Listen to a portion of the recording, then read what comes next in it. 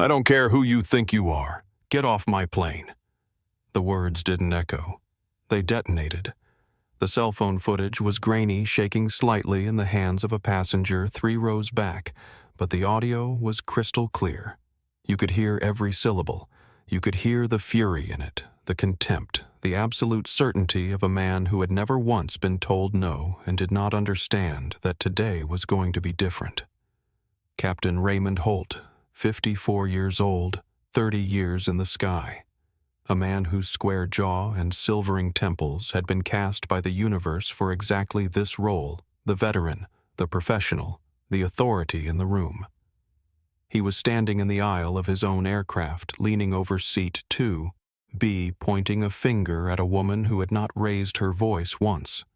Not once. She was sitting perfectly still. Her hands were folded in her lap.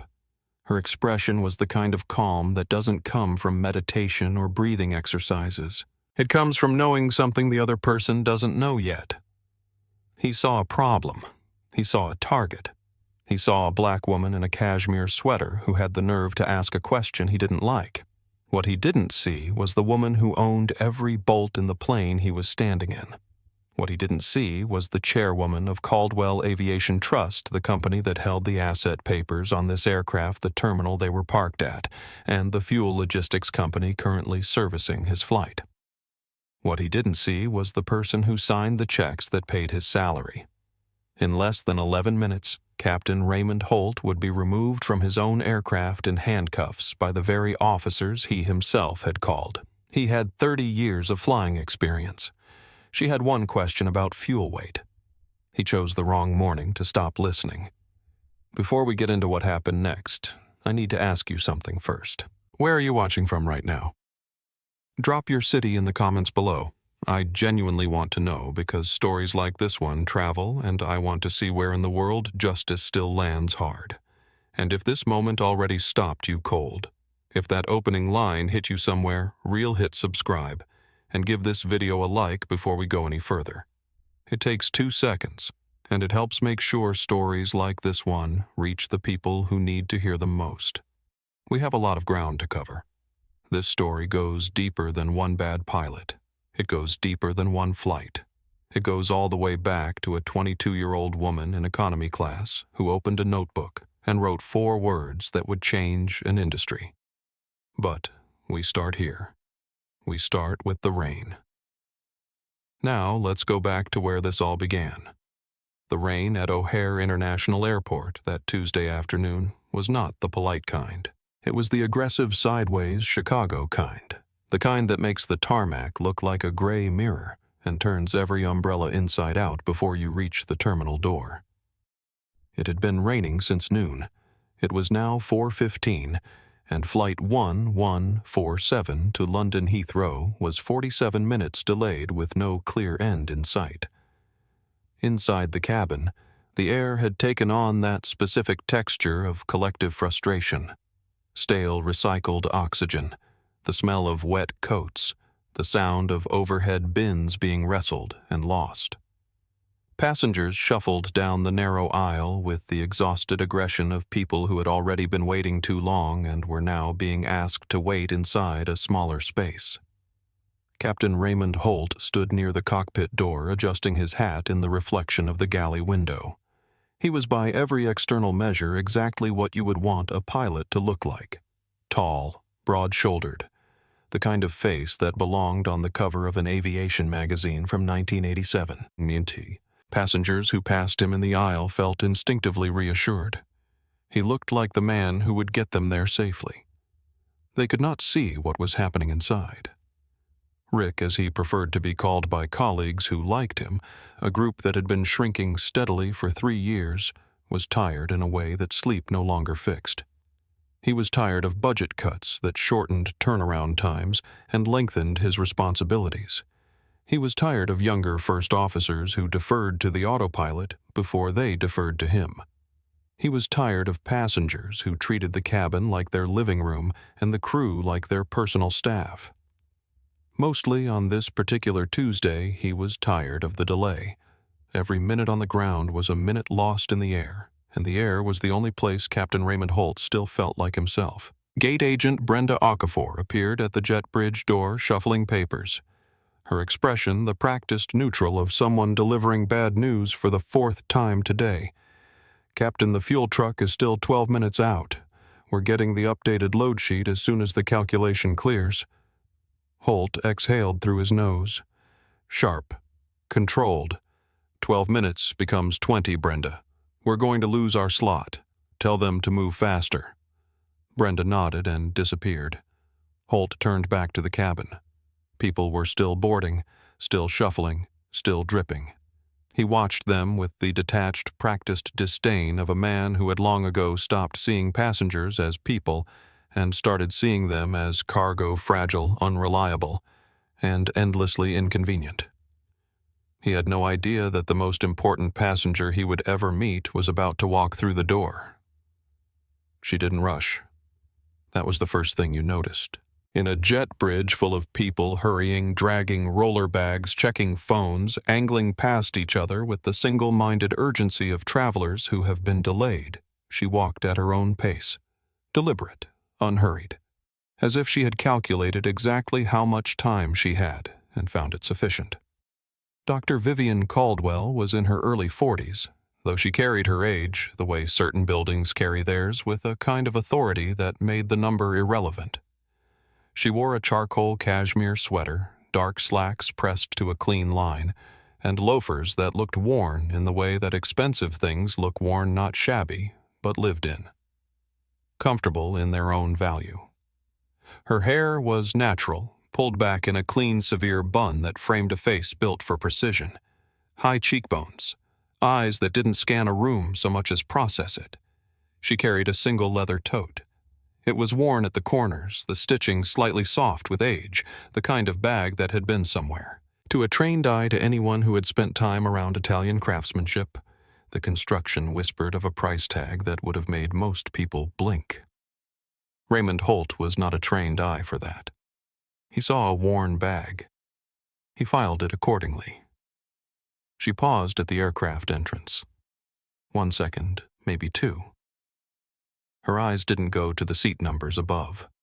They went to the panel beside the door, the maintenance log holder, the small metal bracket that most passengers walked past without registering. Her gaze moved across it with the efficiency of someone reading a language they have spoken since childhood. Then she moved on. "Welcome aboard."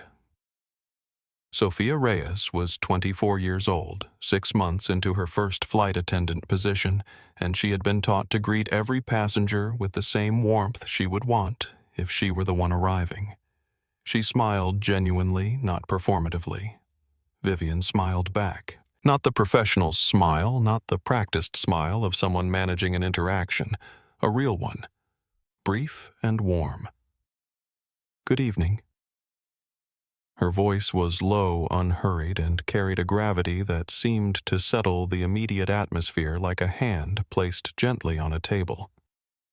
She moved to seat 2B. She did not order pre-flight champagne. She did not open Instagram. She did not pull out a neck pillow or arrange her carry-on with the theatrical precision of a frequent flyer performing frequency. She sat down, placed her tote on her lap, and looked out the window. She was watching the ground crew. Specifically, she was watching the position of the fuel truck relative to the aircraft. She was watching the APU exhaust drift from the gate next to theirs, reading the wind, the way a sailor reads a current, not dramatically, just continuously, the way you do when the information matters. She was working. She was always working. From the galley 3 feet away, Captain Raymond Holt watched her. There was something about her stillness that irritated him in a way he couldn't immediately name. She wasn't performing the usual rituals of a first-class passenger, no champagne request, no pointed glance at the delay, no quiet commentary to a neighboring seat. She was simply watching his operation with an attention that felt to him like judgment. He didn't like it. He turned away and poured himself a coffee. He told himself she was nobody. He decided it before she had spoken a word to him. He filed the decision and moved on. That decision would cost him everything. In seat 4C, Maya Torres had her phone out before she was fully seated.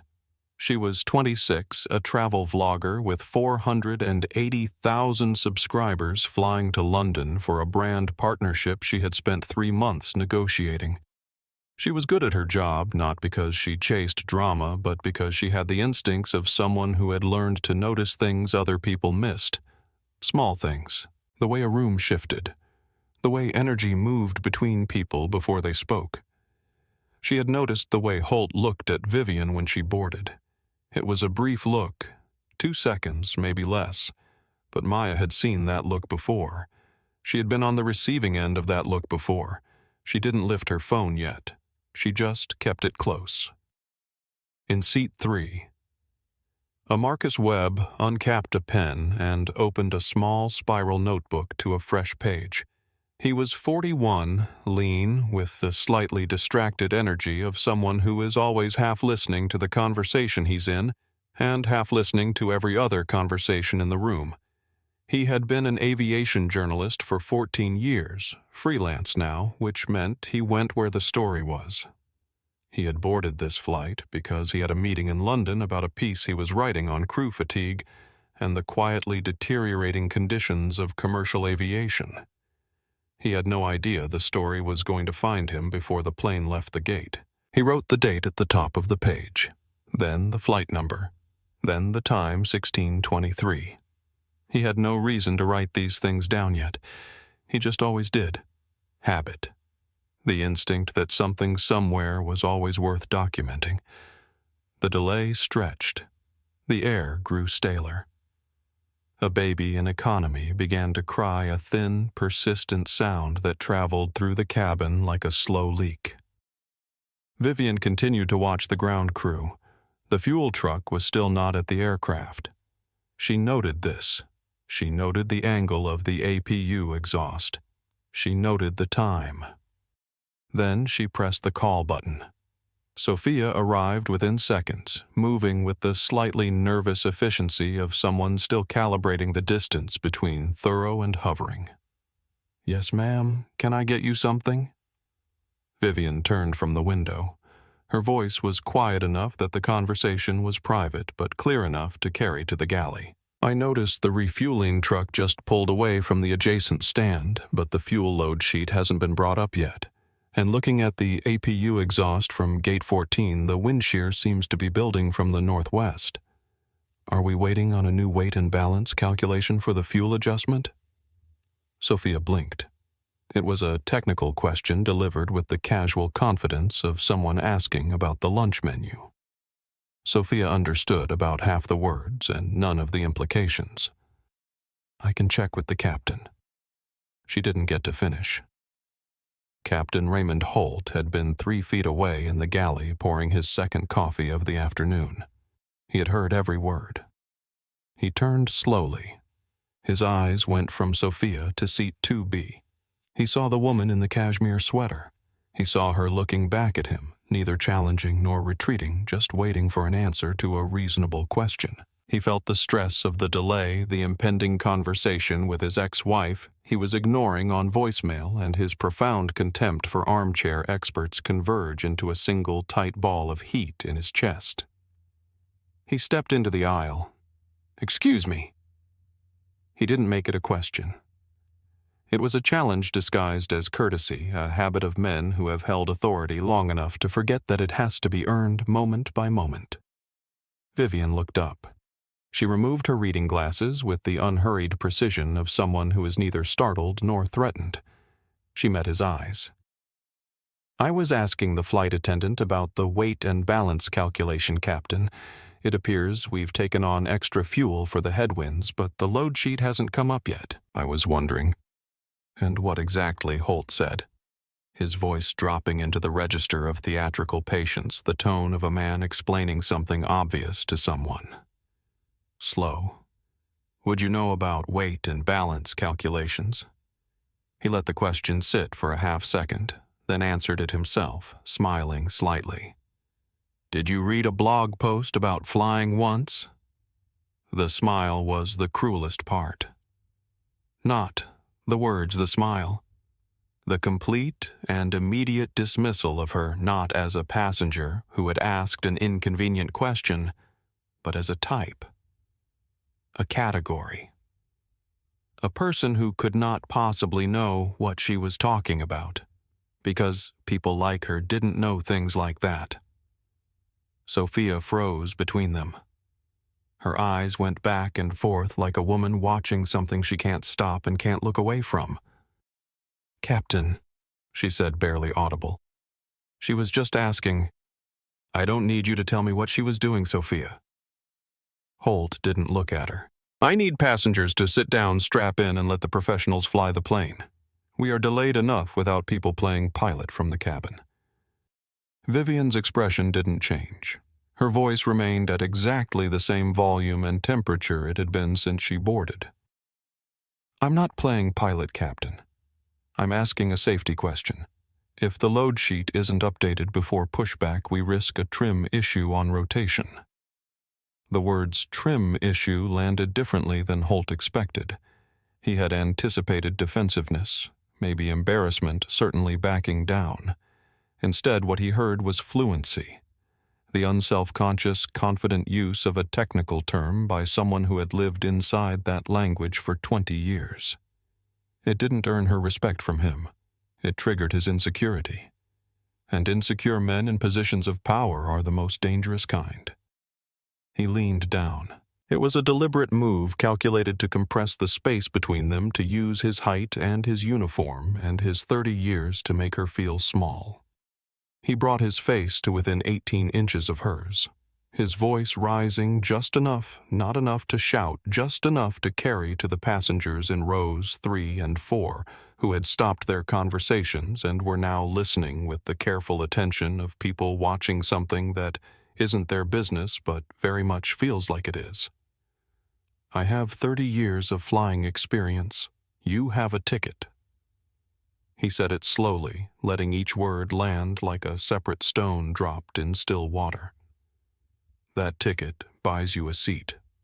Not an opinion, not a consultation. A seat." He paused. "If you're so worried about safety, maybe you should get off the plane." The cabin shifted. It was almost physical, a change in air pressure, in temperature, in the particular quality of attention. Conversations stopped. Heads turned. The baby in economy had gone quiet, as if even it understood something significant was happening. In one, A. Thomas Garrett set down his Wall Street Journal. He was 58, silver-haired, the kind of man who wore his net worth in the way he held his spine. He had been mildly irritated by the delay, mildly irritated by the noise, mildly irritated by the general state of commercial aviation that no longer treated him with the deference he had decided was his due. He watched Holt lean over seat 2B and nodded barely perceptibly. Finally, someone restoring order. In 3A, Marcus Webb's pen started moving. In 4C, Maya Torres lifted her phone. The red recording light blinked on. She was live. Her caption was 5 words typed with her thumb in under 3 seconds. "Something just happened. Watch this. First 30 seconds. 340 viewers." Vivian looked at Holt. She did not lean back. She did not shrink. She met his eyes with the complete steadiness of a woman who has had this conversation before. Not this exact conversation, but this essential conversation, the one that says you don't belong here in 100 different professional registers, and has learned that the only response that works is to refuse to accept the premise. "There is no need for hostility, Captain." Holt laughed. It was a short, harsh sound, the bark of someone who has decided that the person speaking to them is beneath the dignity of a real response. "Hostile. I'm not hostile. I'm running a flight. You're disrupting my crew with nonsense." He spread his hands, looking briefly at the passengers watching, performing reasonableness for an audience while delivering contempt directly to her. "You haven't delayed anything. The paperwork just—" "The paperwork hasn't arrived," Vivian said. She gestured slightly toward the open cockpit door where First Officer Derek Nolan was visible at the flight management computer, his fingers moving with the tense efficiency of someone waiting for data that had not yet come. "I'm not the delay captain. The load sheet is." The color that rose in Raymond Holt's face was not the red of anger exactly. It was the red of exposure, the particular flush of a man who has been wrong in public and cannot survive the experience. She was right. He could see she was right. Nolan was still typing. The sheet hadn't come. She had identified this from seat 2B in under 3 minutes. He could not let her be right. Not her. Not here. Not in front of his crew and his aircraft and the passengers who were supposed to look to him for authority. That he said, his voice dropping to something tight and final, is none of your business. You sit there. You are quiet. Or I will have you removed. He leaned in one last time. Do you understand me? I don't have time for this attitude. Attitude. The word dropped into the cabin like a match into dry wood. Maya Torres's stream 1,200 viewers. Comments arriving in a cascade. Did he just say attitude? She hasn't raised her voice once. Someone find out who she is. Marcus Webb wrote one word in his notebook. Underlined it. Attitude. Then he kept writing. Holt turned his back on her.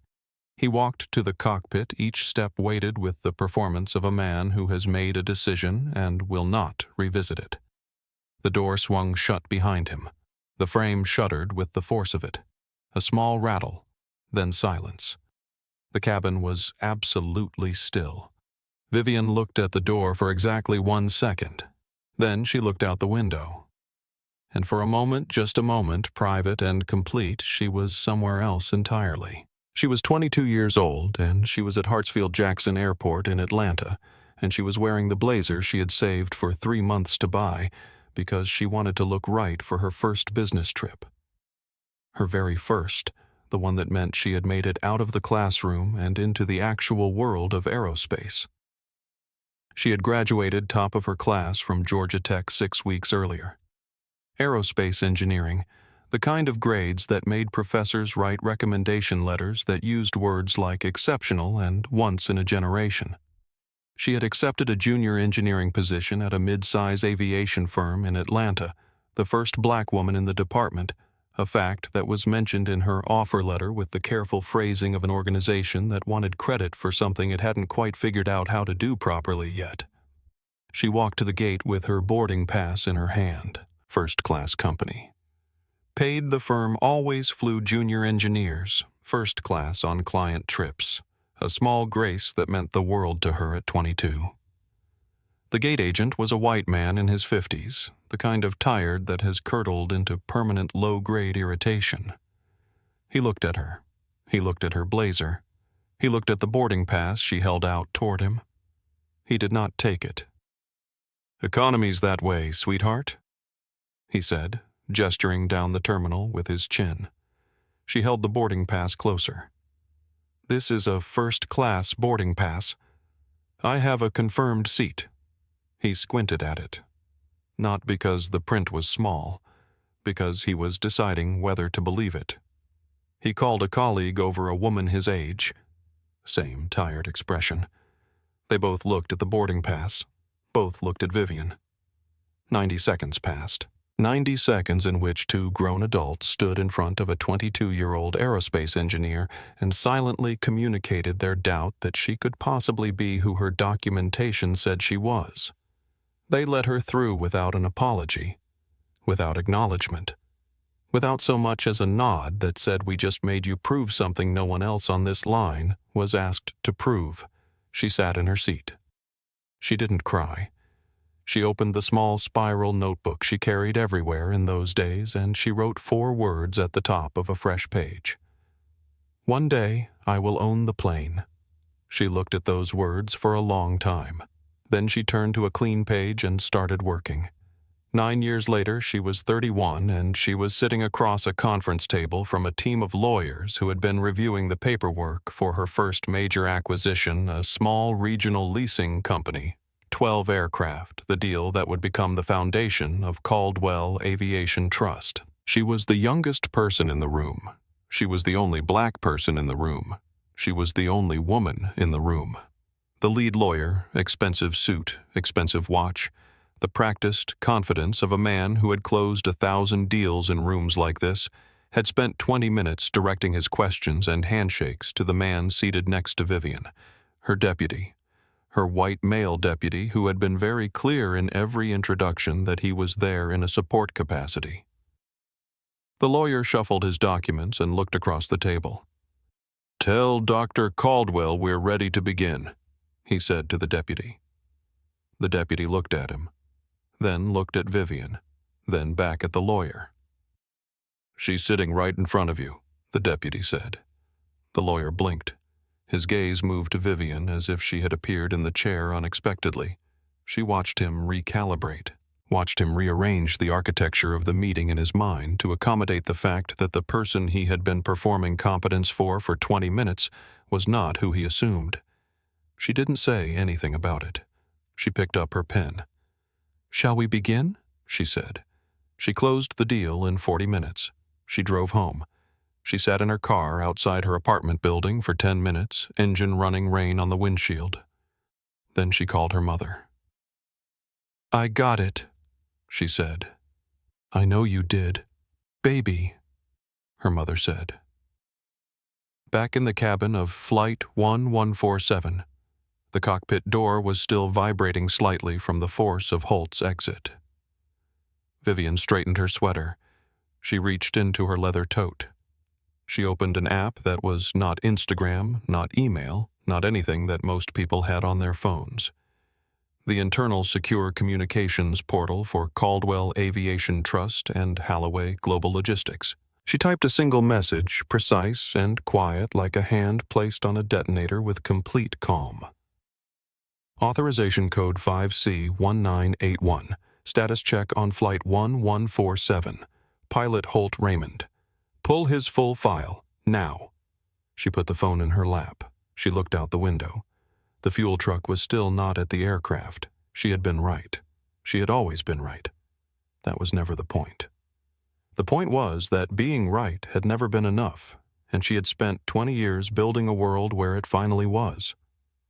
Maya Torres's stream 2,800 viewers. She wasn't narrating. She was holding the phone steady and slightly low, catching the tension between Holt's retreating back and Vivian's stillness in the same frame. The comments were arriving faster than she could read them. "Why did he call security?" She asked a question. "This is discrimination. Someone find out who she is." The flight attendant looks terrified. That last comment was accurate. Sophia Reyes was standing in the galley with her back against the beverage cart, her hands busy folding and refolding a cocktail napkin she didn't need. She was 24 years old, and she had been terrified of Captain Raymond Holt since her second week on the job, when he had reduced a coworker to tears in the galley over a coffee temperature.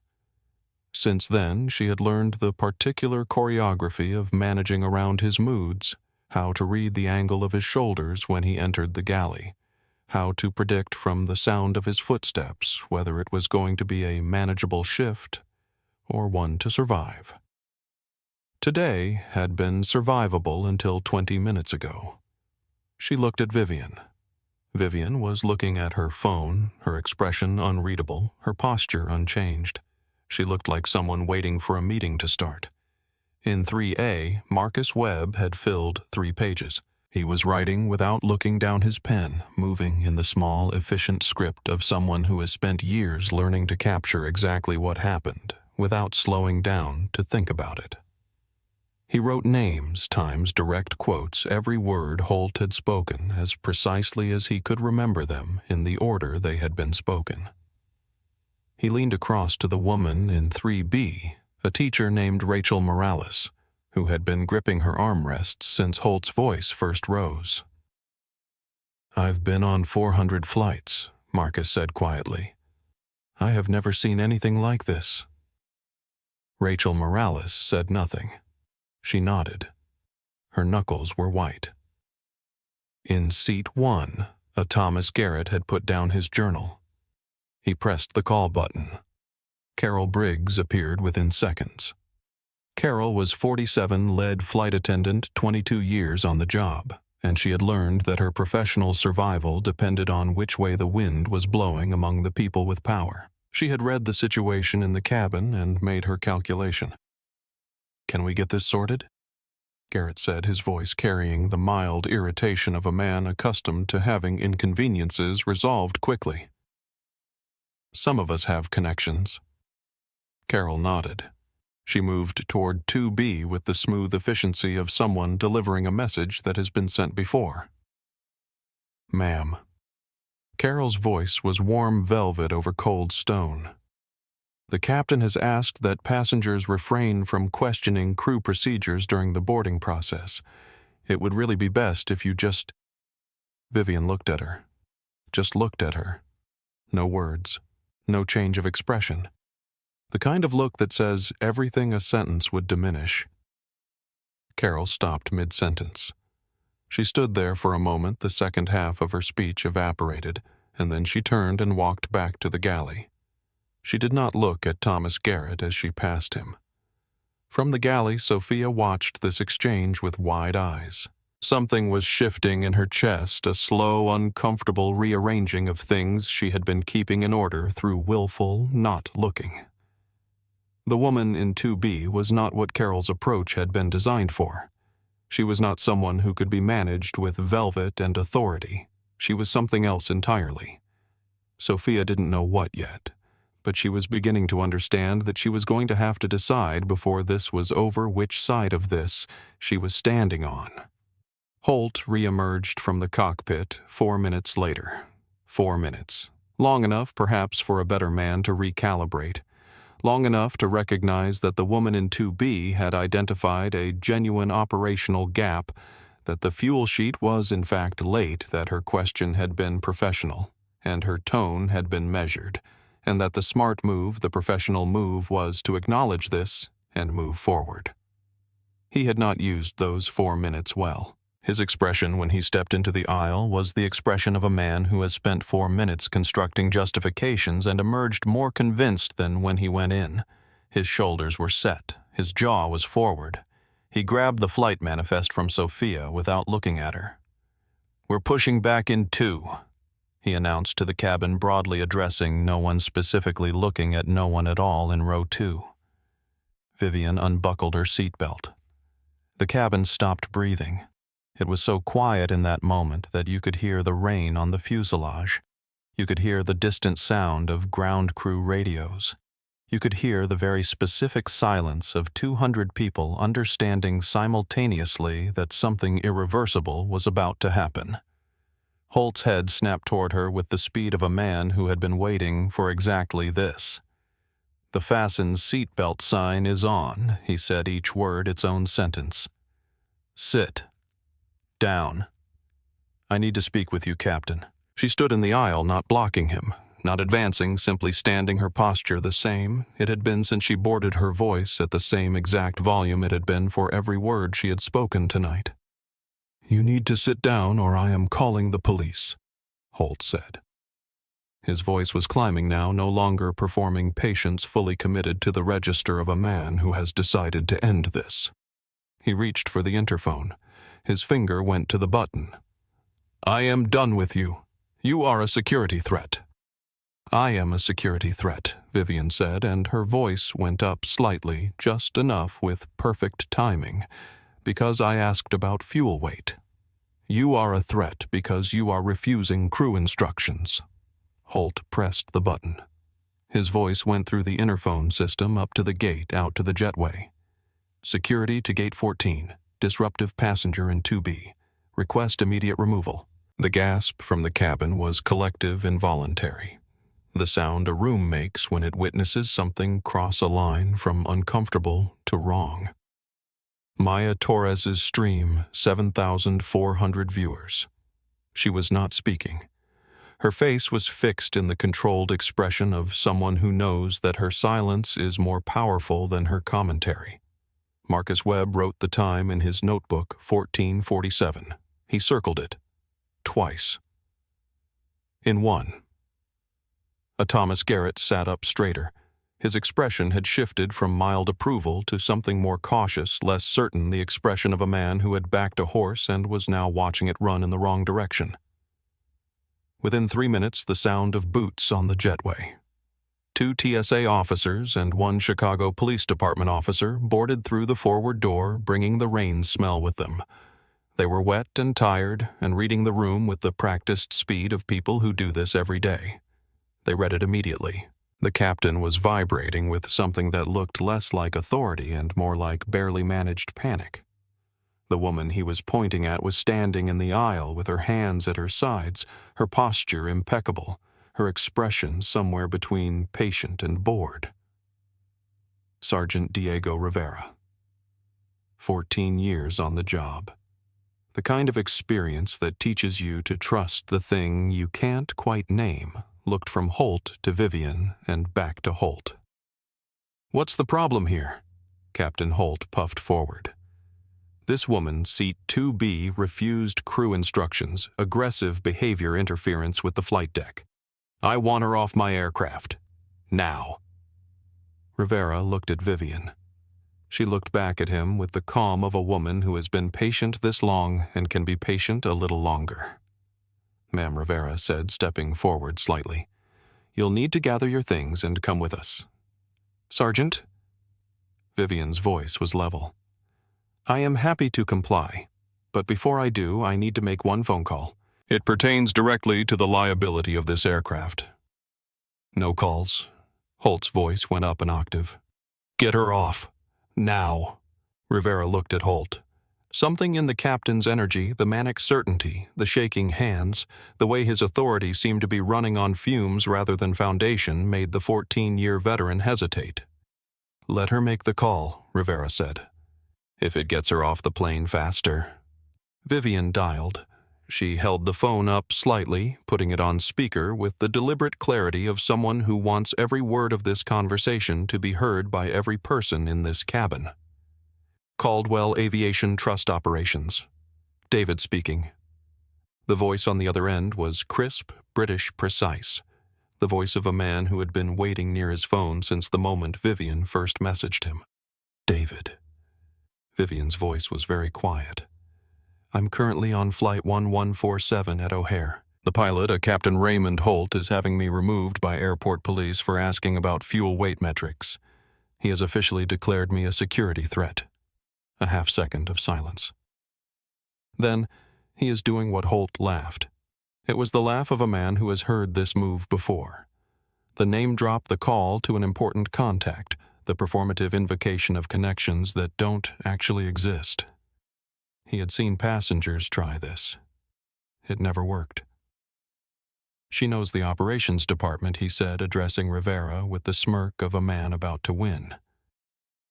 "Officer, take her." Rivera didn't move. David's voice changed register. Subtle but unmistakable, the shift from incredulity to function. "Viv, did you say Holt, Raymond Holt?" "Yes." "Hold the line." Pulling his file now. "And I'm patching Jonathan Marsh in. Do not leave the aircraft." "Her imaginary friend is busy," Holt announced. He turned to Rivera, pointing. "Officer, I have been more than patient. Remove her." Rivera still didn't move. His eyes hadn't left Holt. Then the chime sounded. Not the single ding of a call button. Not the double chime of a boarding announcement. The triple chime, the emergency priority uplink from dispatch. A sound that cut through the cabin noise, through the rain, through everything with the immediacy of a fire alarm. First Officer Derek Nolan appeared in the cockpit doorway. He was 29 years old, and he had the look of a man whose world had just inverted. He was holding the headset away from his head like it had bitten him. His face was the precise color of paper. "Captain." His voice cracked on the second syllable. "Captain, you need to come here. Right now.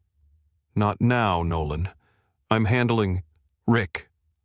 Nolan's voice broke entirely, losing its professional veneer in a single syllable. It's the tower, and it's CEO Marsh, on the emergency override line. He swallowed. They're grounding the flight. The words fell into the cabin like stones into still water. Holt stared at him. What? Nolan looked at Vivian, then back at Holt. The expression on his face was awe and terror, in equal parts the expression of a young man who has just understood something that changes the entire shape of the situation he's standing in. They said, "Do not touch the passenger in 2B." His voice was barely audible. They said, "If she leaves the aircraft, the lease on the entire fleet is voided. Effective immediately. Maya Torres's stream 19,000 viewers." She was not speaking. She was not moving. Her hand was completely still, the phone framing the scene, with the steady patience of someone who understands that the image is telling its own story and requires nothing from her. Thomas Garrett had set his phone face down on the tray table. He was looking at the closed cockpit door, with the expression of a man rapidly revising a position he had committed to too quickly. Marcus Webb wrote one sentence in his notebook. Then he put the pen down and looked up, because there are moments a writer knows must be witnessed with the whole body, not just the hands.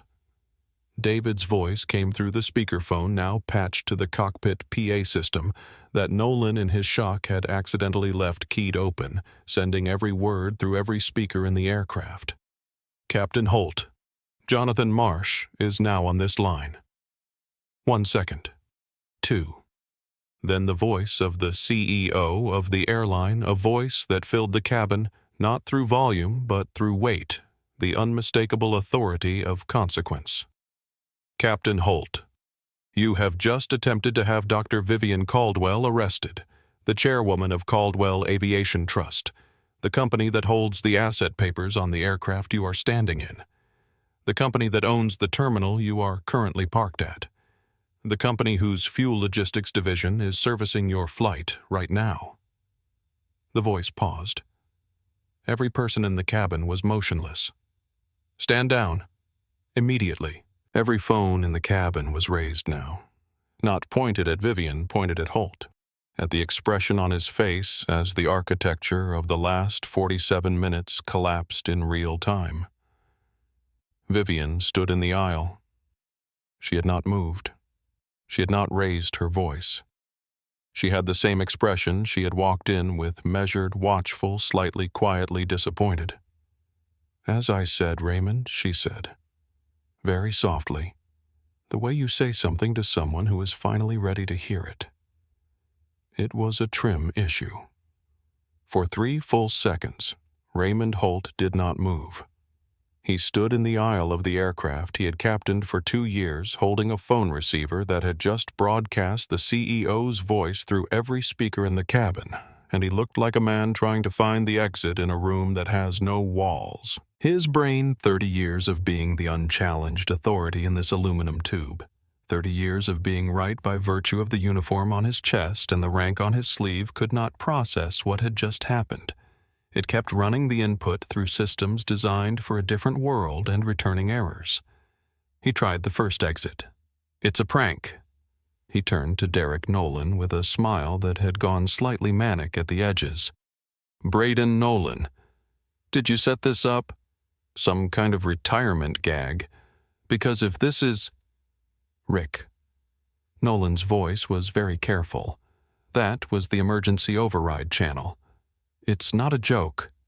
That was Marsh. That was the CEO." The smile held for another second. Then it fell. He tried the second exit. "She's not who she says she is."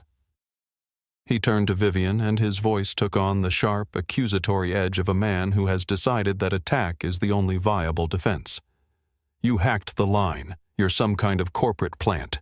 You can't own this plane. This is a commercial flight," least Vivian said. The word was simple, precise, and delivered with the patience of someone correcting a spelling error. "My firm, Caldwell Aviation Trust, holds the asset papers on this aircraft. We lease the airframe, the engines, and the maintenance contracts to your employer. That relationship is governed by a contract." She tilted her head very slightly.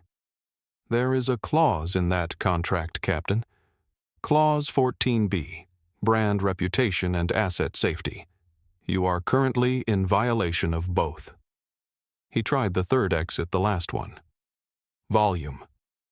I am the captain." The shout rang through the cabin with the desperate force of a man whose authority is made of paper and knows it. "I am responsible for the safety of this vessel and every person on it, and you are disrupting—" "Sergeant Rivera!" Vivian turned to the police officer who was watching Holt with the focused attention of a man who has made a professional assessment. Her voice was calm, methodical, the voice of someone filing a report in real time.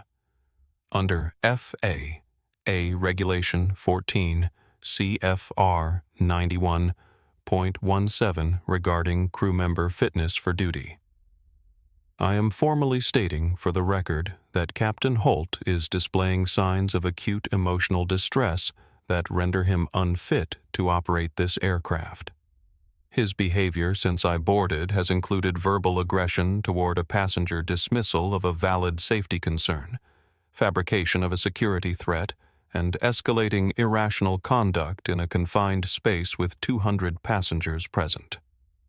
She paused. "One breath. If you allow him to return to the cockpit, you are placing 200 people at risk. I am asking you to act on that." Rivera looked at Holt. He saw the sweat gathering at the man's temple. He saw the hands that couldn't quite stay still.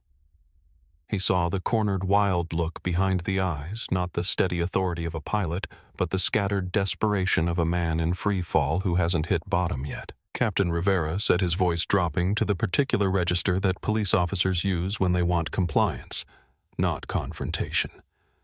"I need you to step back from the passenger. You are listening to her." Holt stepped forward, not backward, moving into Rivera's space with the incredulous aggression of a man who cannot believe the rules of the room have changed without his permission. "I called you. I am the authority on this aircraft. You work for me in this situation.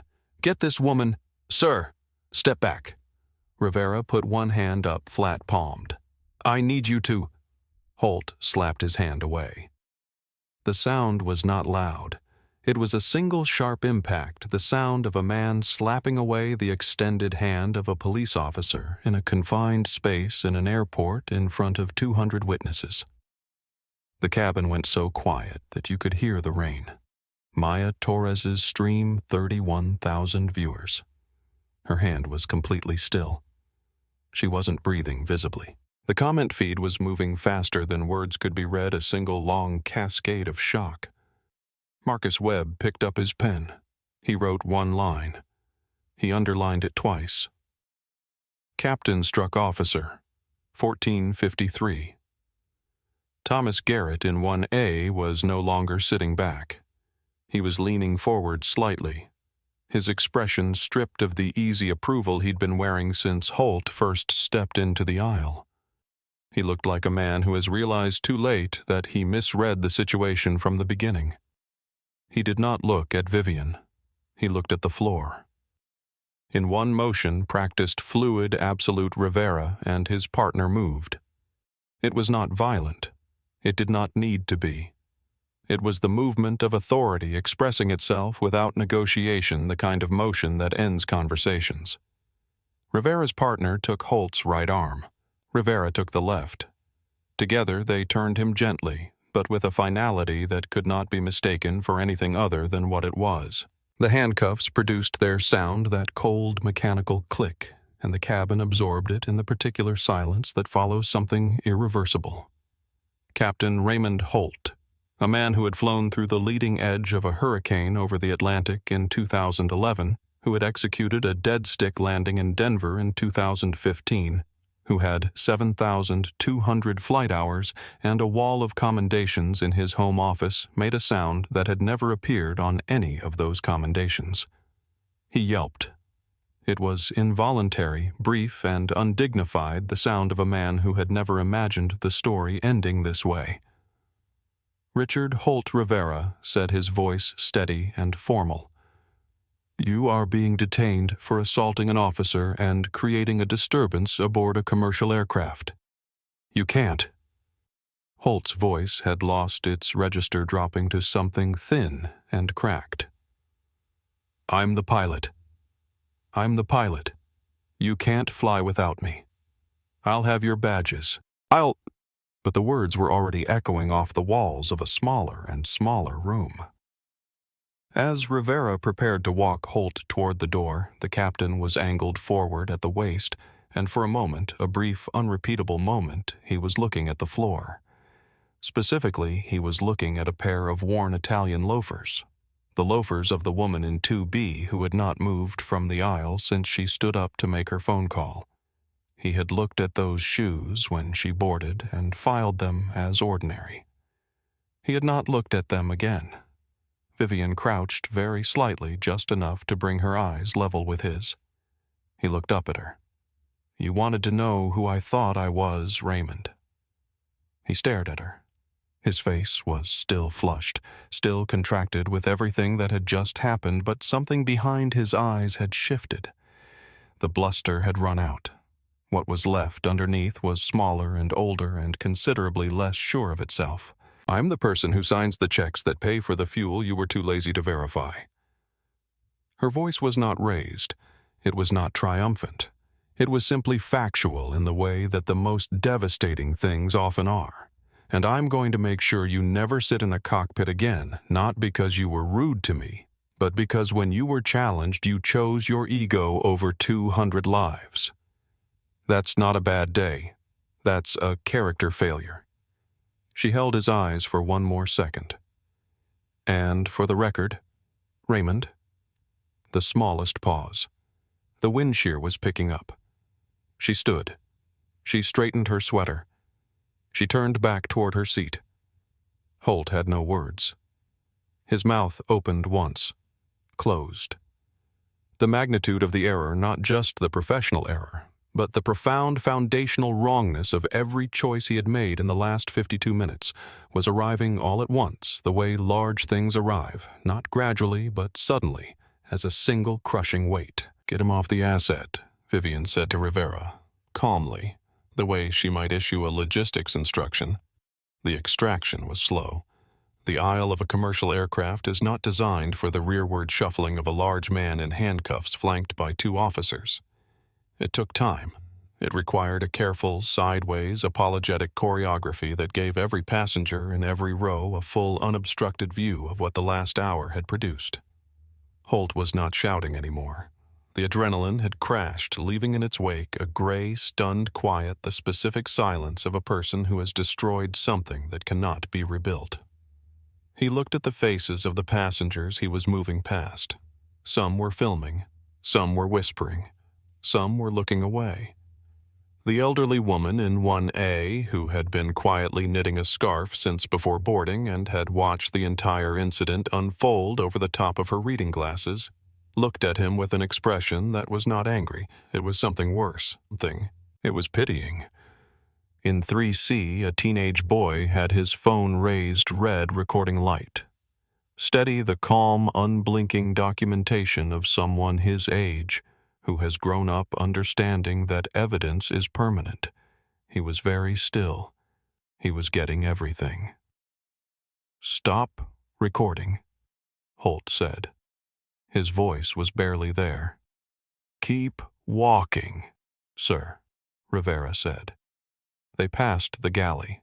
Sophia Reyes was pressed against the beverage cart, her back flat against the cool metal, as if she needed something solid behind her. She was crying quietly, not dramatically, the silent tears of someone who has been holding something in for a long time and has finally been given permission to release it. Holt stopped. Rivera's hand tightened on his arm. Holt looked at Sophia. In that moment, he looked not like a captain, but like a man grasping at the last thing he thought he had. "Sophia." His voice was rough, stripped of its authority, something underneath it that sounded almost human. Tell them I'm a good pilot. Tell them how many times I've handled bad weather. Tell them about Denver." Sophia looked at him. She was 24 years old. She had spent 6 months walking on eggshells. She had rehearsed in her head every morning before a shift what she would say if he yelled at her again, the careful de-escalating scripts she had developed because the alternative was to dread every single day of work. She thought about all of those mornings. She thought about the colleague he had made cry over a coffee temperature. She thought about the passenger in 2B who had asked a reasonable question and been publicly humiliated for it. She looked at the handcuffs. She looked at Vivian standing quietly by her seat. "I think you should go, Captain Holt," Sophia said. Softly, without hesitation. The words were not angry. They were simply true. And that was why they hit him harder than the handcuffs. His shoulders dropped. The last resistance went out of him.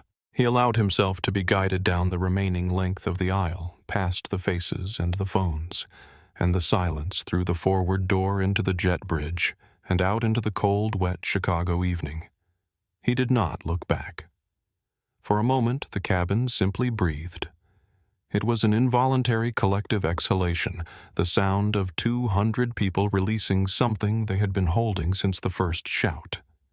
Then the confused, leaderless quiet of a room that has been through something and doesn't quite know what comes next.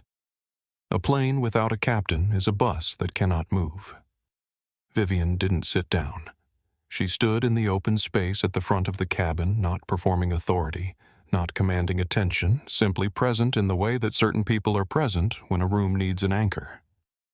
She smoothed the front of her sweater with a single unhurried motion. She looked at Derek Nolan. He was still in the cockpit doorway, leaning against the frame with the expression of a 29-year-old who has just witnessed the complete professional disintegration of his captain and is not sure what the correct protocol is for that.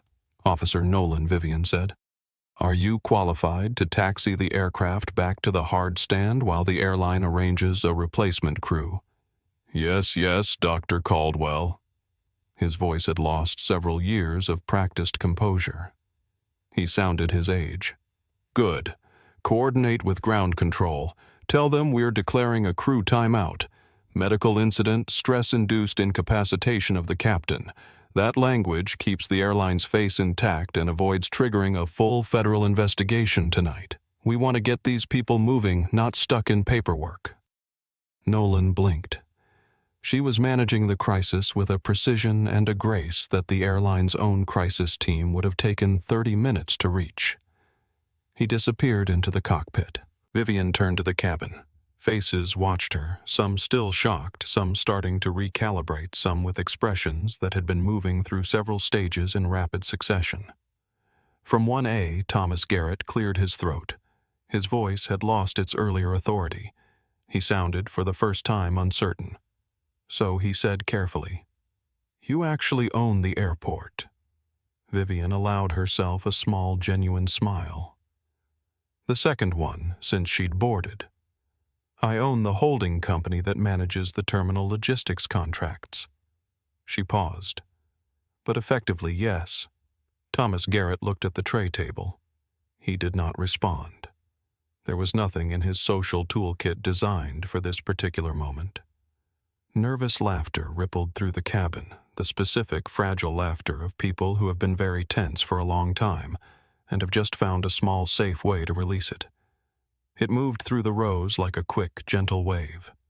The tension didn't disappear, but it cracked, and through the crack, something that felt slightly like relief began to come through.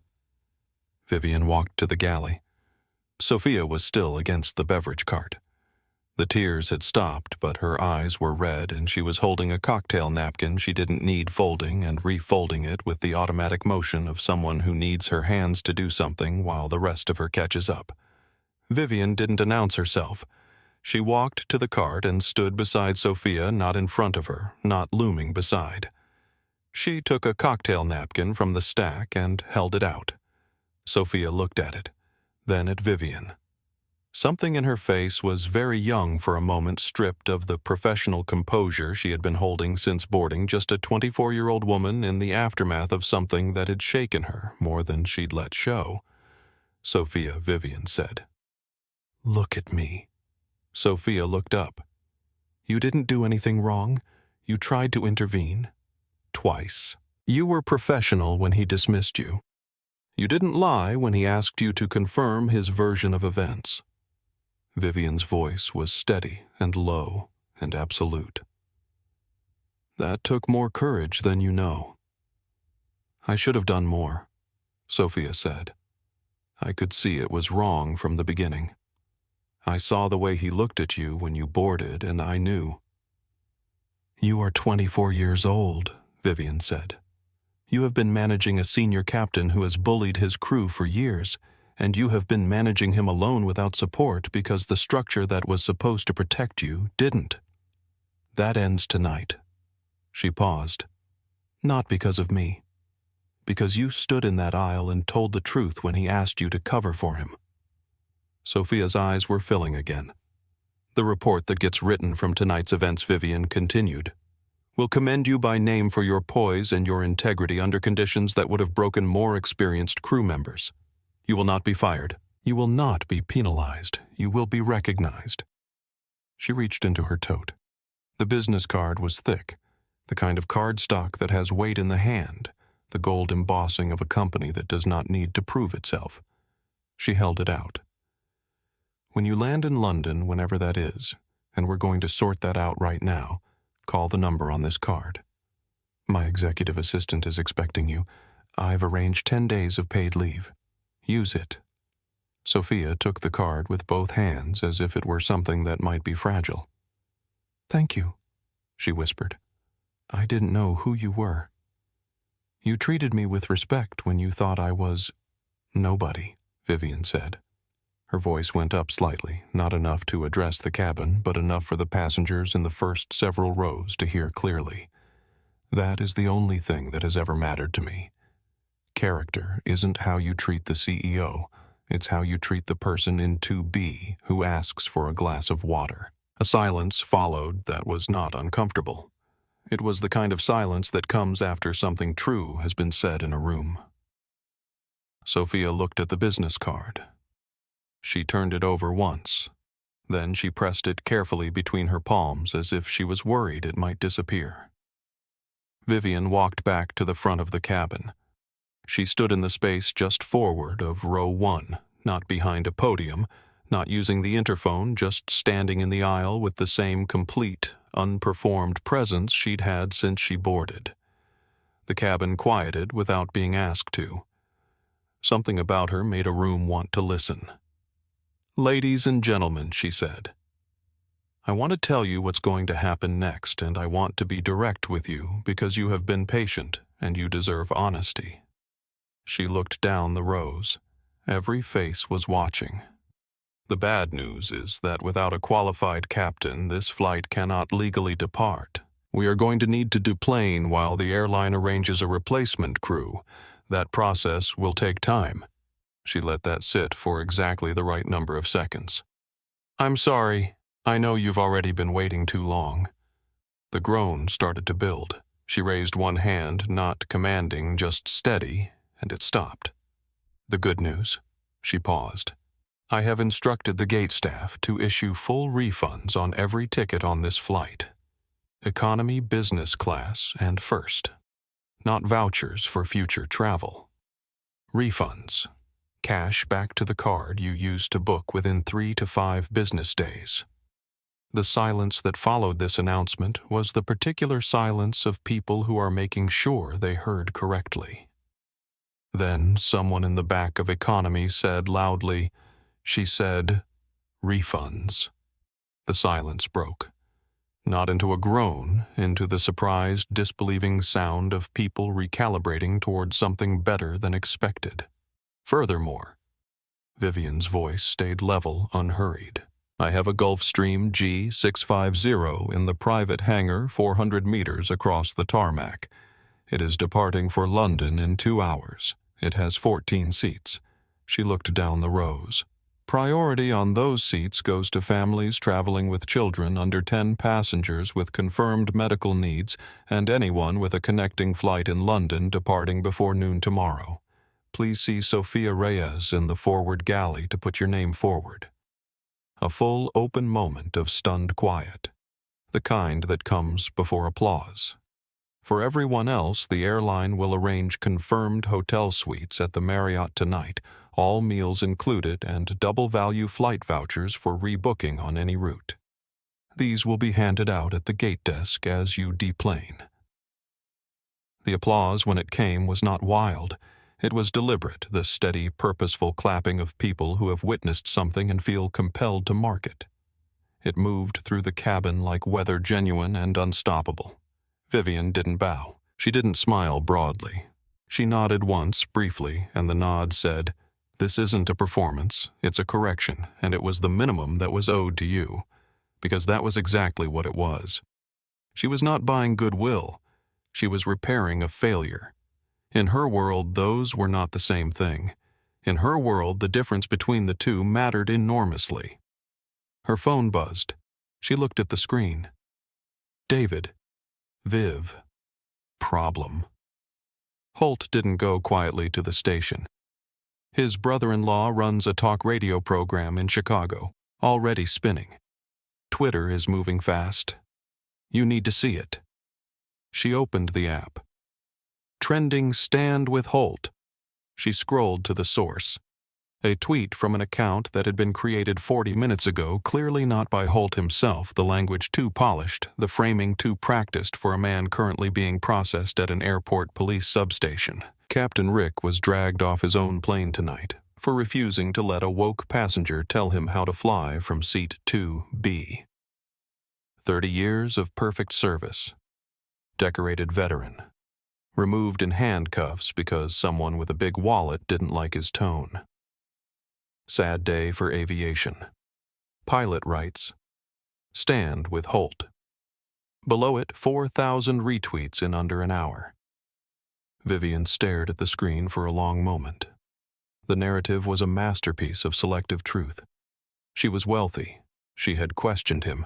He had been removed from the aircraft.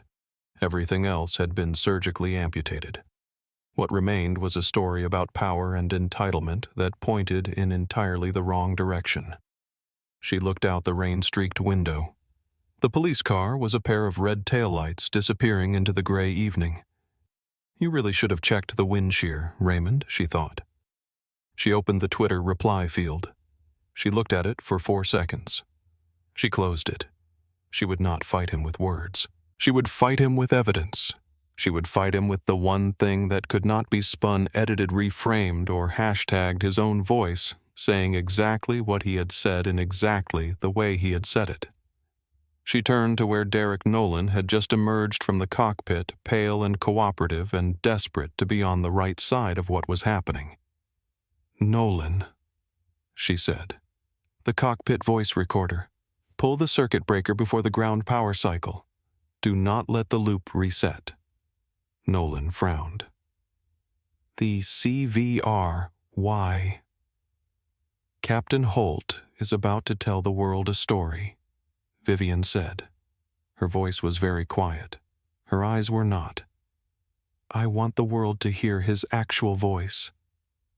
Nolan looked at her for exactly 1 second. Then he went back into the cockpit without another word. He understood now. Not partially, not theoretically. He understood with the full clarity of a 29-year-old who had been standing in the epicenter of something that had just redrawn the map of his career and possibly the industry around it. He understood that the woman who had been sitting in 2B asking a reasonable question about fuel weight had been 10 moves ahead of every other person on this aircraft since before the boarding door closed. He understood that the data card in the cockpit voice recorder was not just a piece of aviation safety equipment tonight. It was a detonator waiting for the right hand to arm it. He pulled the circuit breaker with the careful precision of someone handling something important. He marked the panel with a maintenance tag. He confirmed with ground control that the aircraft would remain on its current power configuration until further notice. Then he sat in the right seat for a moment, the seat that had been his for 6 months, always in the shadow of the left, always subordinate to the captain, and he looked at the empty left seat. He thought about what the captain of this aircraft had done tonight. He thought about the 30 years of authority that had apparently never included a single genuine moment of self-examination. He thought about the way that kind of unchecked certainty, the kind that never has to answer to anything, eventually produces exactly the moment he had just witnessed. He thought about the fuel load sheet still sitting in the printer tray where it had finally arrived 12 minutes late, with a weight and balance calculation that showed clearly unmistakably that a new trim setting was required before pushback. She had been right. From the beginning, she had been right. He picked up the orange data card from the recorder cradle and placed it in the small padded envelope that the regulations required for chain of custody documentation. He sealed it. He wrote the time and his name on the seal. He brought it to the forward galley and placed it in Vivian's hand. "The recording is preserved," he said. "Audio from 45 minutes before the incident through 15 minutes after. All of it." "Thank you, Nolan," Vivian said. He nodded. He went back to the cockpit. He had a taxi instruction to execute and a ground control channel to coordinate, and he was going to do his job with the complete professionalism of a first officer who has just decided very clearly which kind of pilot he intends to become. Vivian held the orange envelope lightly in one hand, looking at it, the small, rugged weight of it, the evidence that the story was now hers to tell, not on social media, not in a press conference, not in a legal filing. In a room, privately, with the people who needed to hear it most. The private hangar of Caldwell Aviation Trust was the kind of space that existed in a different ecosystem from the terminal across the tarmac, where the terminal was noise and light and the aggressive democracy of commercial travel. This space was quiet, specific, and possessed of the particular calm of rooms built for people who have stopped needing to prove things. Beige leather, polished concrete, floor-to-ceiling glass overlooking the runway where the Gulfstream G650 sat in the floodlit dark like a well-rested animal. Chicago rain against the hangar roof, a deeper, more resonant sound at this scale, less like weather and more like percussion. It was 2:14 in the morning. David Osei had flown in from New York, arriving 40 minutes after the incident. He was 51 precise and had worked for Vivian long enough to read the specific quality of her silences the way other people read faces. He sat across from her now with a tablet illuminating his features in blue-gray light and the expression of a man delivering intelligence he would have preferred not to have. "It's trending worldwide now, Viv," he swiped to show her. "Top 3 in the U.S. The narrative has fully set. He's a decorated veteran defending the integrity of his cockpit against a passenger who used her wealth as a weapon." He set the tablet down. "They're calling him a hero of the skies." Vivian sat with her hands folded on the table, her tea untouched. She looked out at the runway. "Read me the main thread," she said. "You don't need to—" "I need to know the blast radius, David. Read it." He sighed. He scrolled. "This is from a Jack Reynolds, the radio host. Holt's brother-in-law." He cleared his throat. It says, "My brother Captain Rick, a 30-year veteran, decorated a man who has landed planes in conditions that would make most people quit, was dragged off his aircraft tonight like a criminal. Why? Because he refused to let a billionaire passenger in seat 2B tell him how to fly. She didn't like his tone, so she bought the airport and fired him. This is the new America. This is what happens when we let money replace competence. Stand with Rick. He stood for all of us." Vivian was quiet. 400,000 impressions. David continued. "The union has issued a statement. The Allied Pilots Association. They're calling for immediate reinstatement, a formal apology, and a review of what they're describing as dangerous passenger interference in crew operations. They're threatening a work-to-rule action if he's not reinstated by morning. They're defending the institution," Vivian said. "They don't know yet what the institution actually did tonight. They know what it looks like from the outside, and from the outside, it looks like their man got hurt." She paused. "The stock price on the leasing arm, down 2% in after hours. The board is going to want you to settle. Pay him off. NDA. Make it go away before the markets open."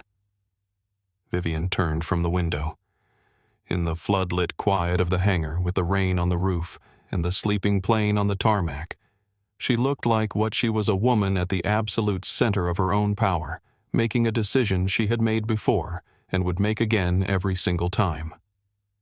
"Settling is what allows men like Raymond Holt to thrive," she said. Her voice was not raised. It carried the way certain low sounds carry, not through volume, but through absolute clarity. "They bank on our exhaustion. They bank on the calculation that exposure costs more than silence, that every time the math works out in their favor." She paused. "I have been doing the math differently for 20 years, and I am not starting tonight." She stood up. She walked to the far end of the lounge, to the mahogany desk, where a small orange ruggedized data card sat in its padded envelope. "Get me Cleric and Guan on the phone, and find me a conference room." The O'Hare Comfort Inn 3 miles from the terminal was not the kind of place Captain Raymond Holt normally stayed. He was a Marriott man. Bonvoy Point's upgrade requests a particular preference for the corner room on the 14th floor. Tonight he was in room 114 ground level with a view of the parking lot and a bathroom where the grout needed attention. He had been processed, fingerprinted, and released on his own recognizance pending a hearing. They had returned his phone. His lawyer, court-appointed, middle-aged, visibly exhausted by 11 p.m., had gone home with a promise to call in the morning.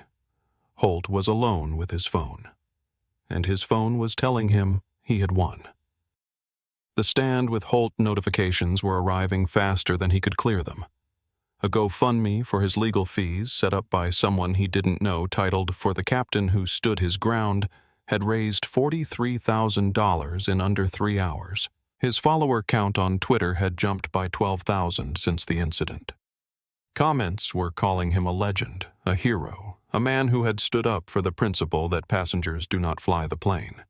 He scrolled. He felt the vindication move through him like warmth, and he held on to it. "She thought she could crush me," he said to the empty room, his voice carrying the slight uplift of someone rehearsing a line.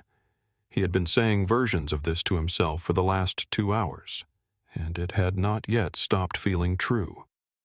"She made me famous instead." His lawyer had warned him carefully and precisely that the evidence against him was substantial, that striking a police officer was a serious charge, that there were multiple witnesses and a great deal of video. Holt had listened to this with the patient condescension of a man who knows that lawyers worry about things that don't matter. He knew the court of public opinion. He had lived in the court of public opinion for 30 years. He knew what a jury looked at when they had to choose between a veteran pilot and a wealthy black woman in a cashmere sweater. He knew which story was easier to believe. He did not think about the cockpit voice recorder. When it briefly occurred to him, a passing uncomfortable shadow at the edge of the warm glow of his phone screen, he pushed it away. The CVR data was protected by federal privacy rules. She couldn't touch it. He did not know about the aircraft being in a private leasing fleet. He did not know about the anti-hijacking cloud protocol that had been recording cockpit audio to a secure server since the moment the aircraft connected to gate power. He did not know that 6 miles away in a hangar that his paychecks had helped to build, a small orange data card contained his own voice saying things that would destroy everything he was currently celebrating. He put the phone face up on the nightstand. He lay back on the bed with his hands behind his head. He stared at the ceiling with the expression of a man who believes the worst is over.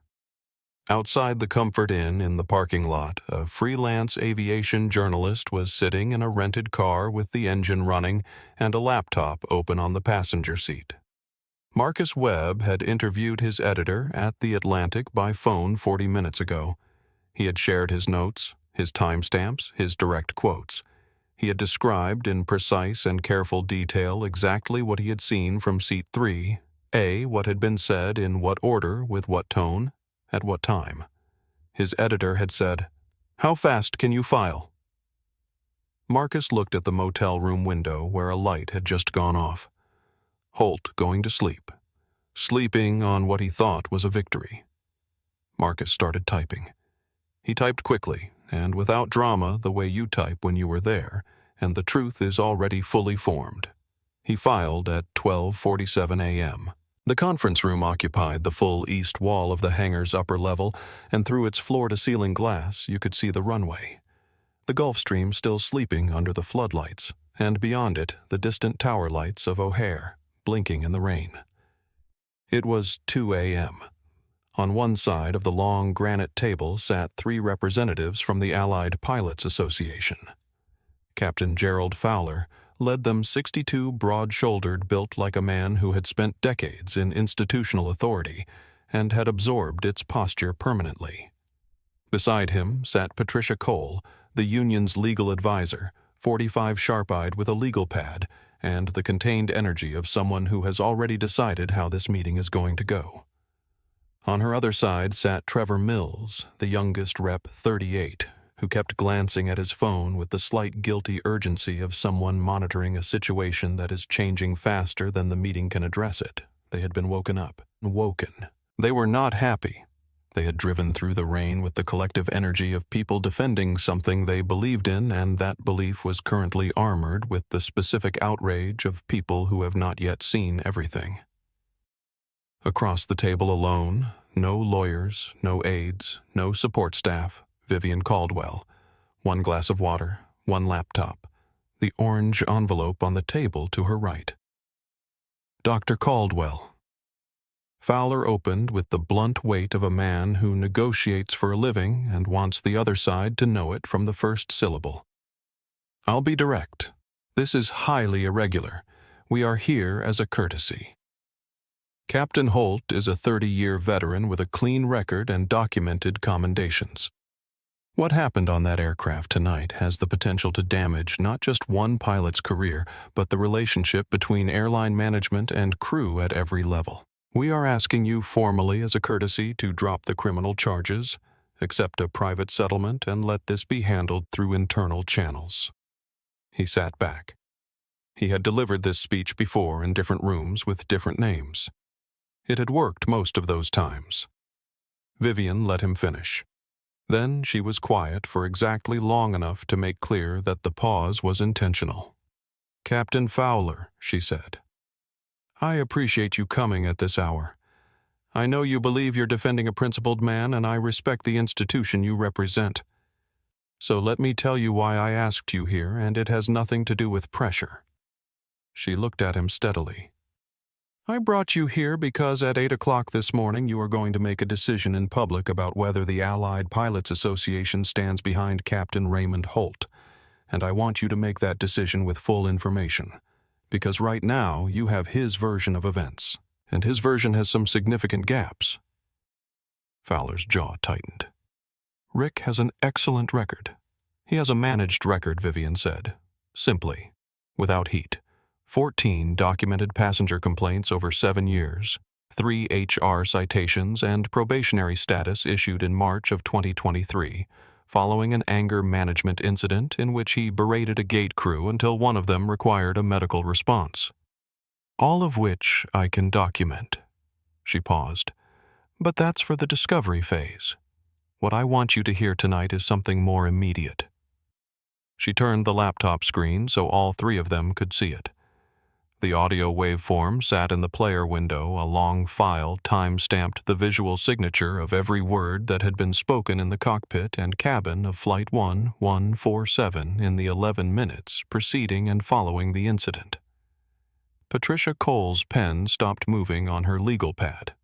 Trevor Mills put his phone face down on the table. This aircraft is part of my private leasing fleet, Vivian said. Because of its security classification, cockpit audio is hardwired to a secure cloud server whenever the aircraft is connected to gate power. It's an anti-hijacking protocol, a requirement I implemented after a security review in 2021. She looked at Fowler. What this means is that I have a complete, continuous, authenticated recording of everything that was said on that aircraft from the moment it docked at Gate 14 tonight. The room was quiet in the specific way of rooms where something is about to become irreversible. I'm going to play 4 minutes of it, Vivian said. I want you to listen. And then I want you to tell me whether the man on this recording is the man you want to put on your posters." She pressed play. The ambient sound of the aircraft filled the room. First the low, constant hum of systems, the subtle creak of the fuselage rain on the aluminum skin. Then voices clear and close.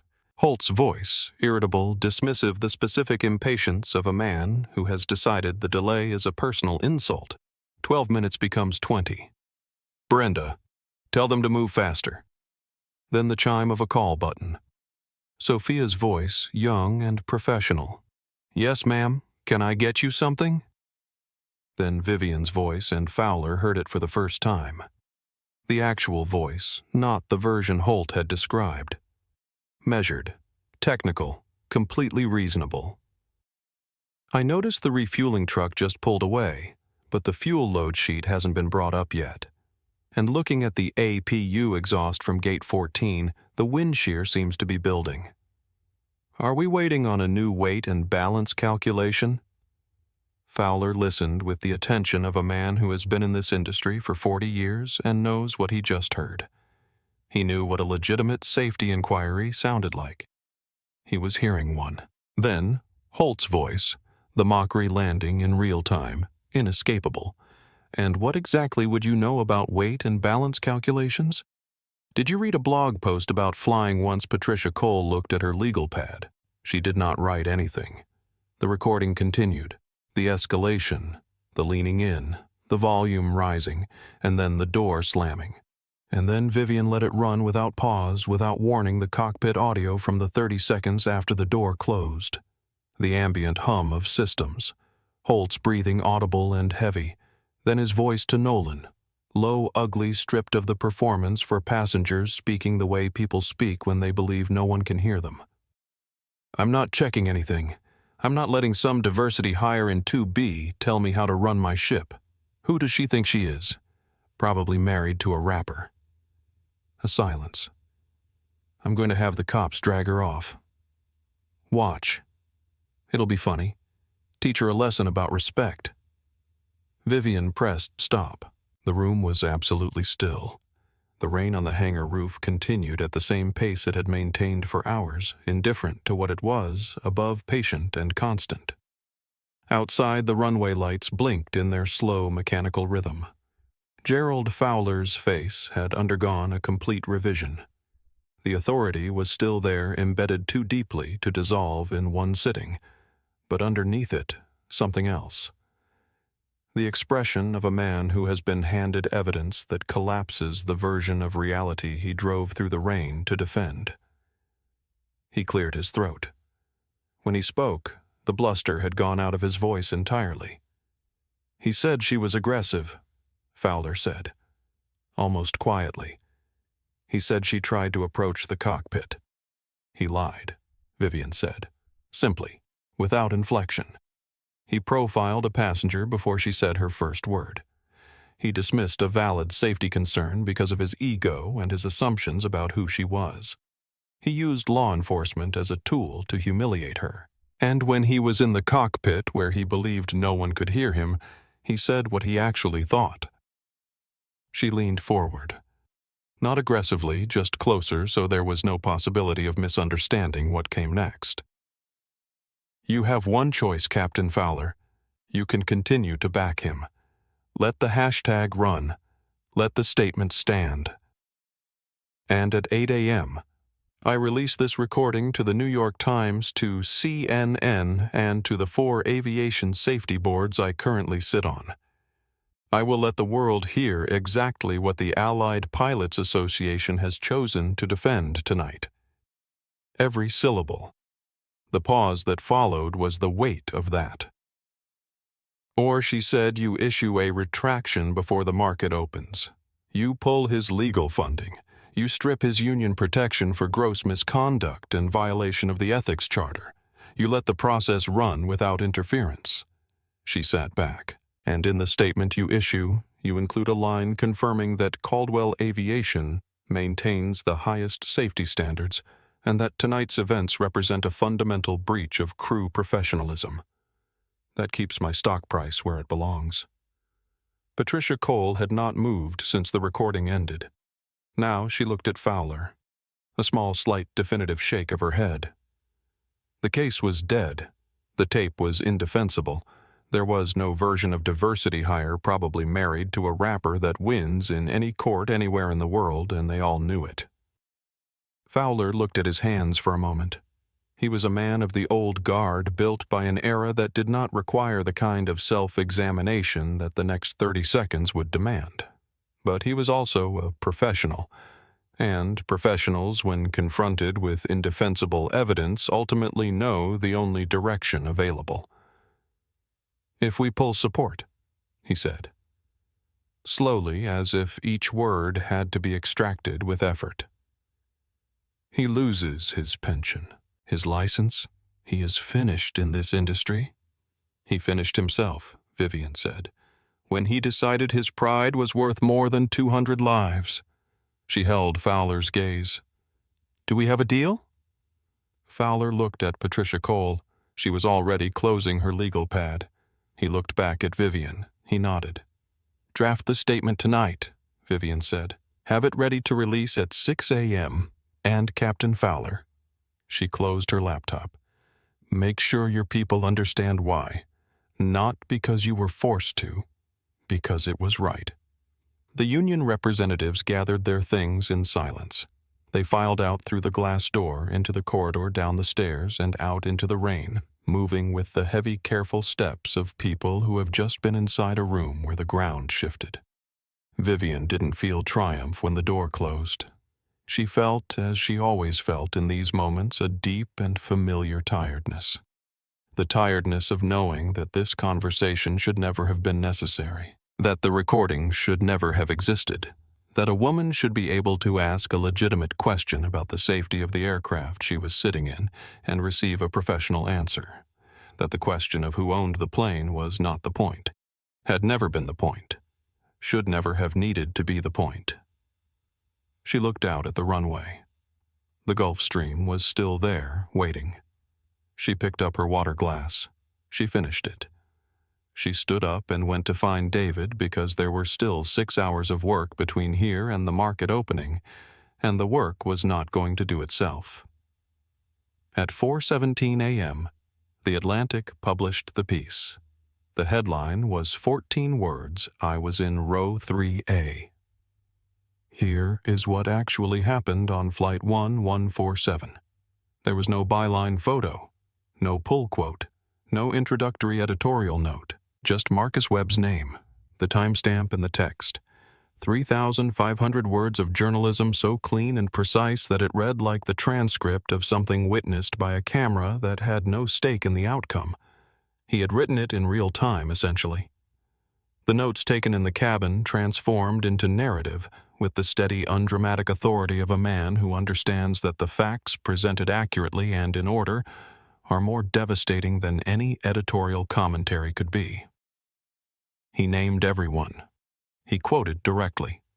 He included the timestamps from his notebook. He noted the moments of escalation, not interpreting them, just documenting them, letting the sequence speak with the simple eloquence of chronology. He ended with one observation of his own, the only editorial judgment in the piece. In 47 minutes on the ground at O'Hare, I watched a senior pilot make 10 consecutive decisions, each of which made the next one harder to reverse. None of them had anything to do with flying an airplane safely. All of them had everything to do with who he decided the moment she walked through the door that the woman in 2B was. By 5:30 a.m., the article had been shared 40,000 times. By 6 a.m., it had been shared 120,000 times and was the most read piece on the Atlantic's website. Maya Torres woke up to her phone vibrating across her nightstand in the London hotel where she had arrived on Vivian's Gulfstream at 3 a.m. The notification she saw first was not a news alert.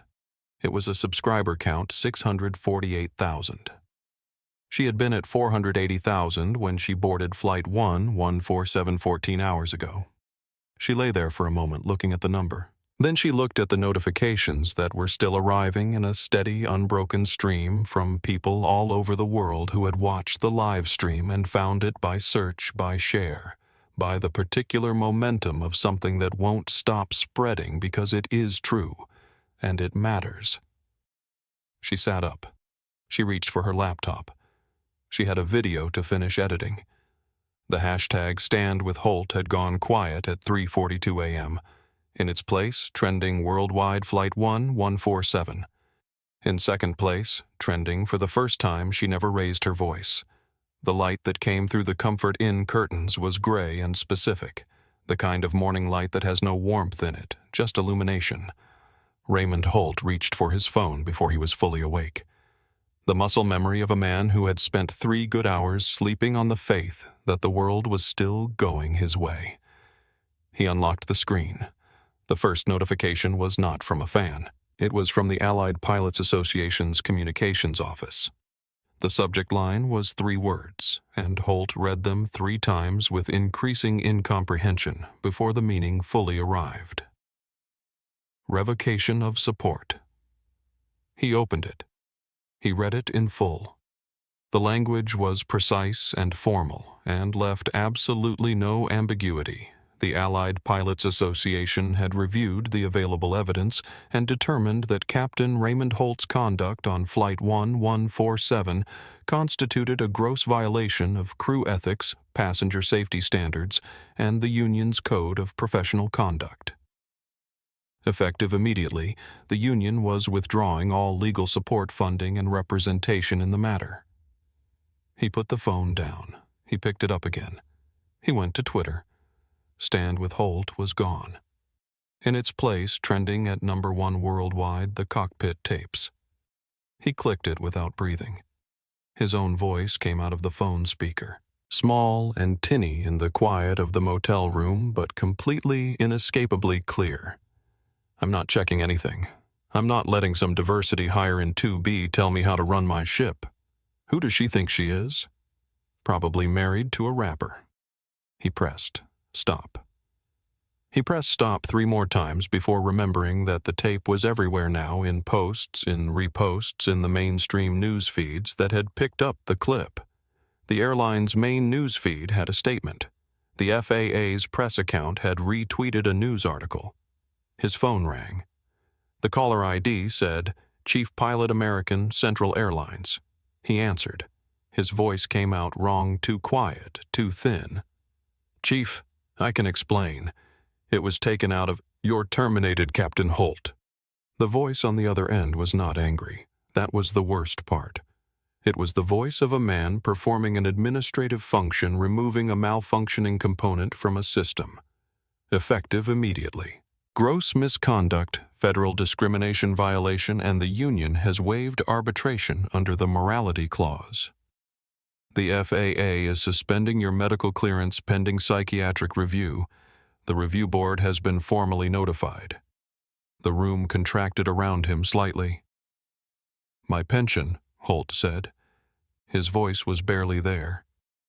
30 years, Chief. I have 30 years vested.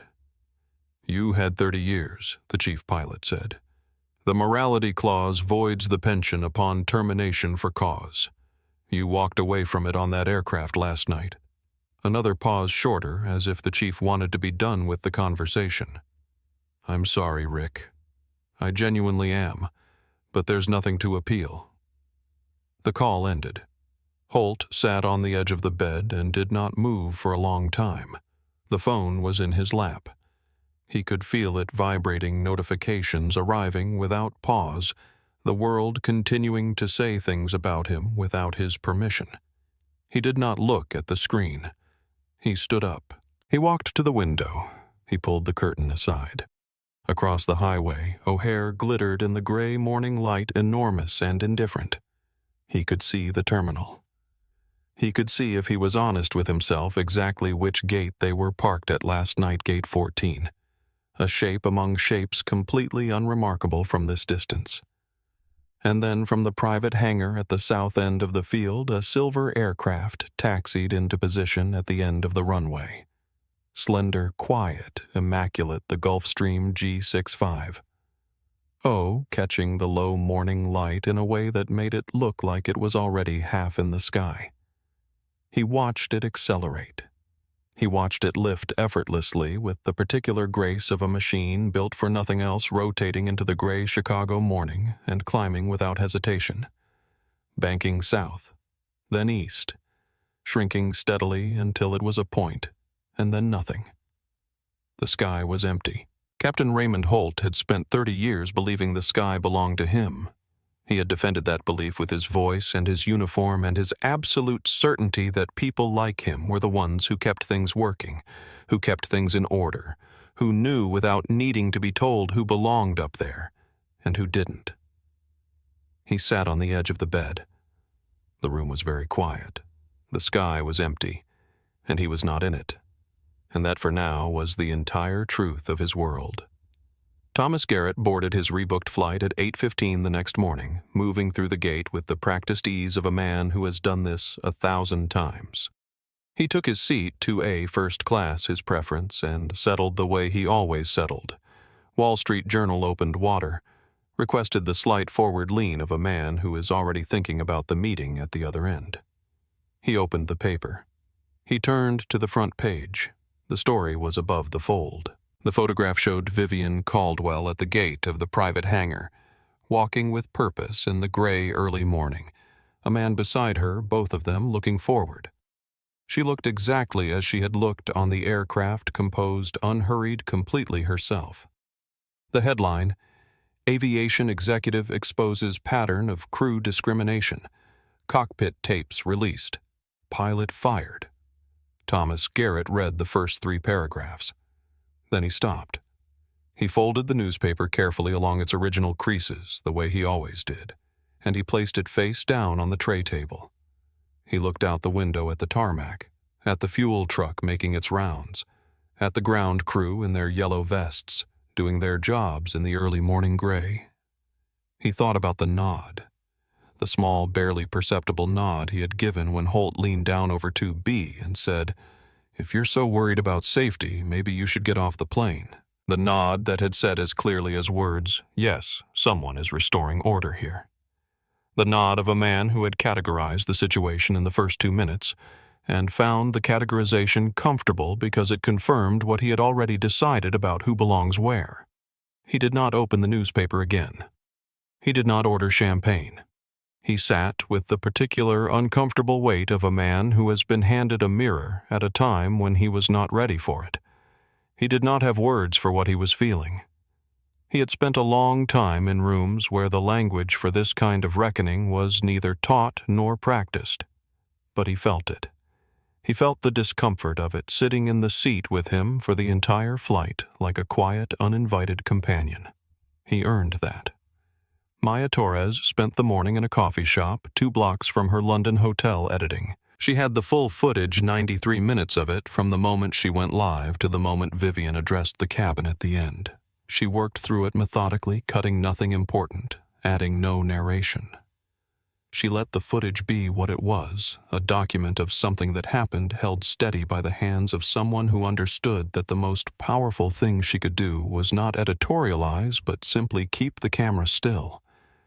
At the end, after the footage cut to the cabin lights going up and passengers gathering their things with the dazed, relieved motion of people emerging from something significant, she added a single title card. White text on black. 4 words. She never raised her voice.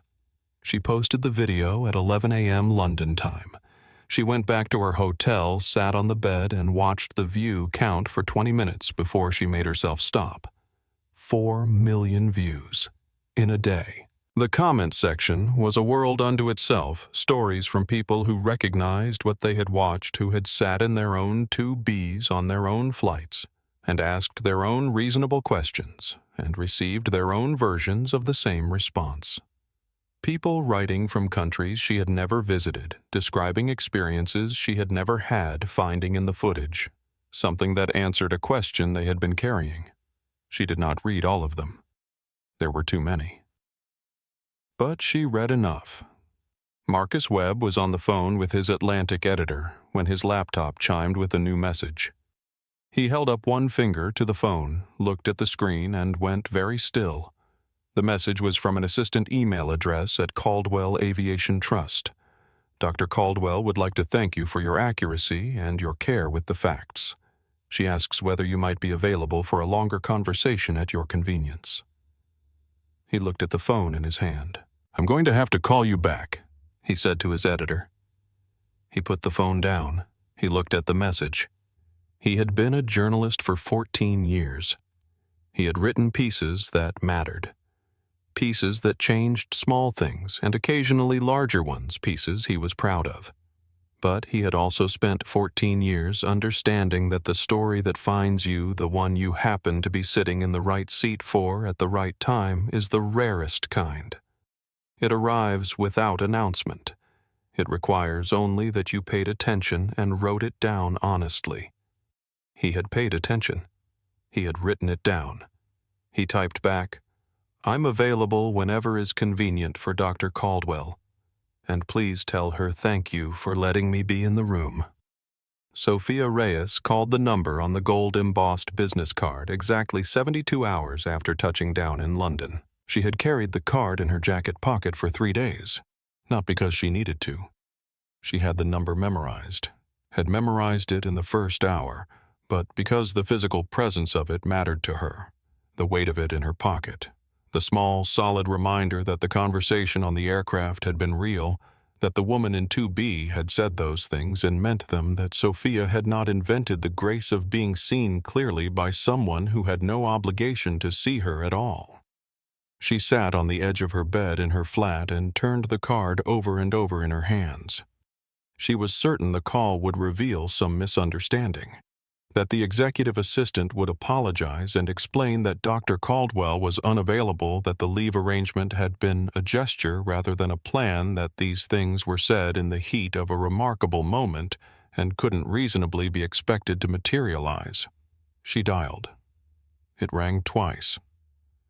Dr. Caldwell's Office Operations, London, a voice warm and efficient. "You must be Sophia." Sophia's eyes filled. She pressed her lips together. She breathed carefully. "Yes," she said. "Yes, I'm Sophia." The leave was confirmed. 10 days paid beginning whenever Sophia was ready. When they discussed what came after, the assistant explained that a new role had been developed. Senior crew trainer for Caldwell Aviation, leased aircraft, leading the development of a crew professional standards protocol. Sophia would work with a behavioral design team and a small group of selected cabin crew from 4 airlines. The training program she developed would carry her name in the materials. Sophia was quiet for a long moment after hearing this. "I've never done anything like that before," she said. "Dr. Caldwell knows," the assistant said. "She said to tell you that's exactly why she's asking you." Sophia held the phone after the call ended, looking out her window at the London morning. She thought about the galley of Flight 1147, the beverage cart behind her back, the tears she had tried to keep quiet the moment she had looked at Captain Holt and said, "I think you should go," with all the certainty she had managed to find in a split second that would turn out to matter more than most. She pressed the business card between both palms the way she had on the aircraft. She still had it. She would keep it. Eventually, when she had a desk of her own with a wall she owned the rights to, she would frame it. But first, 10 days. And after that, the work. The Federal Aviation Administration's preliminary review of Captain Raymond Holt's complete service record was at 47 pages, the longest single pilot review the Chicago District Office had processed in 3 years.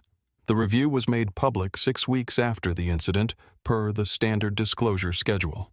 Footnote 3, page 12, addressed the specific incident that had initiated the review. It read in the dry, careful language of federal documentation. The inquiry submitted by the passenger in seat 2B regarding fuel load sheet status and the weight and balance calculation adjustment required for the observed wind shear conditions was technically accurate and consistent with professional aerospace engineering expertise. The fuel load sheet was confirmed late by 12 minutes. The weight and balance recalculation required a trim setting adjustment prior to pushback. The passenger's concern was valid.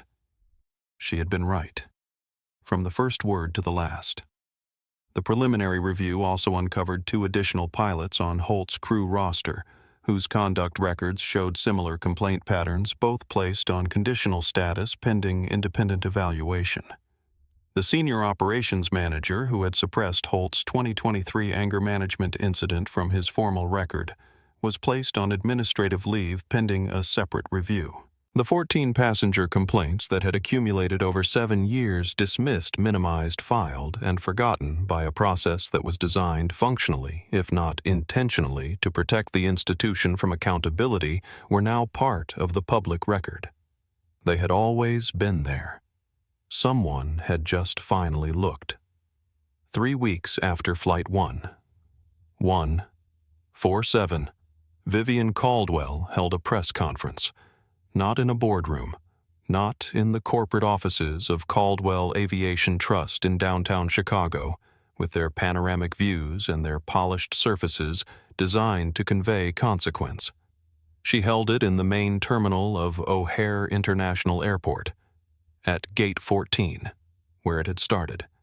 She stood at a simple podium, no backdrop, no branding, just the ordinary terminal sounds of a working airport around her arrivals and departures continuing their ordinary rhythm. She spoke for 11 minutes. She did not use notes. She announced 3 things. The first was the Dignity in Transit initiative, effective immediately on all aircraft and in all terminals managed under Caldwell Aviation's holdings. Every passenger seatback would carry a QR code connected to an independent reporting system, not managed by any airline's internal HR department, but by an external review board with no ties to the carriers involved. Any passenger experiencing crew misconduct could report in real time. Every report would receive a response within 48 hours. Every outcome would be logged and published in an annual transparency report available to the public. There were 14 complaints in Captain Holt's file, Vivian said. 14 people who reported something and were not heard. This system is for them. It is not for me. It is not retroactive. But it is permanent. The second was the Sophia Reyes protocol. She said the name clearly. She said it twice. And then Sophia Reyes, 24 years old, standing to the left of the podium in a blazer she had bought the week before, her hands steady and her eyes bright, stepped forward and stood beside Vivian while the announcement was made.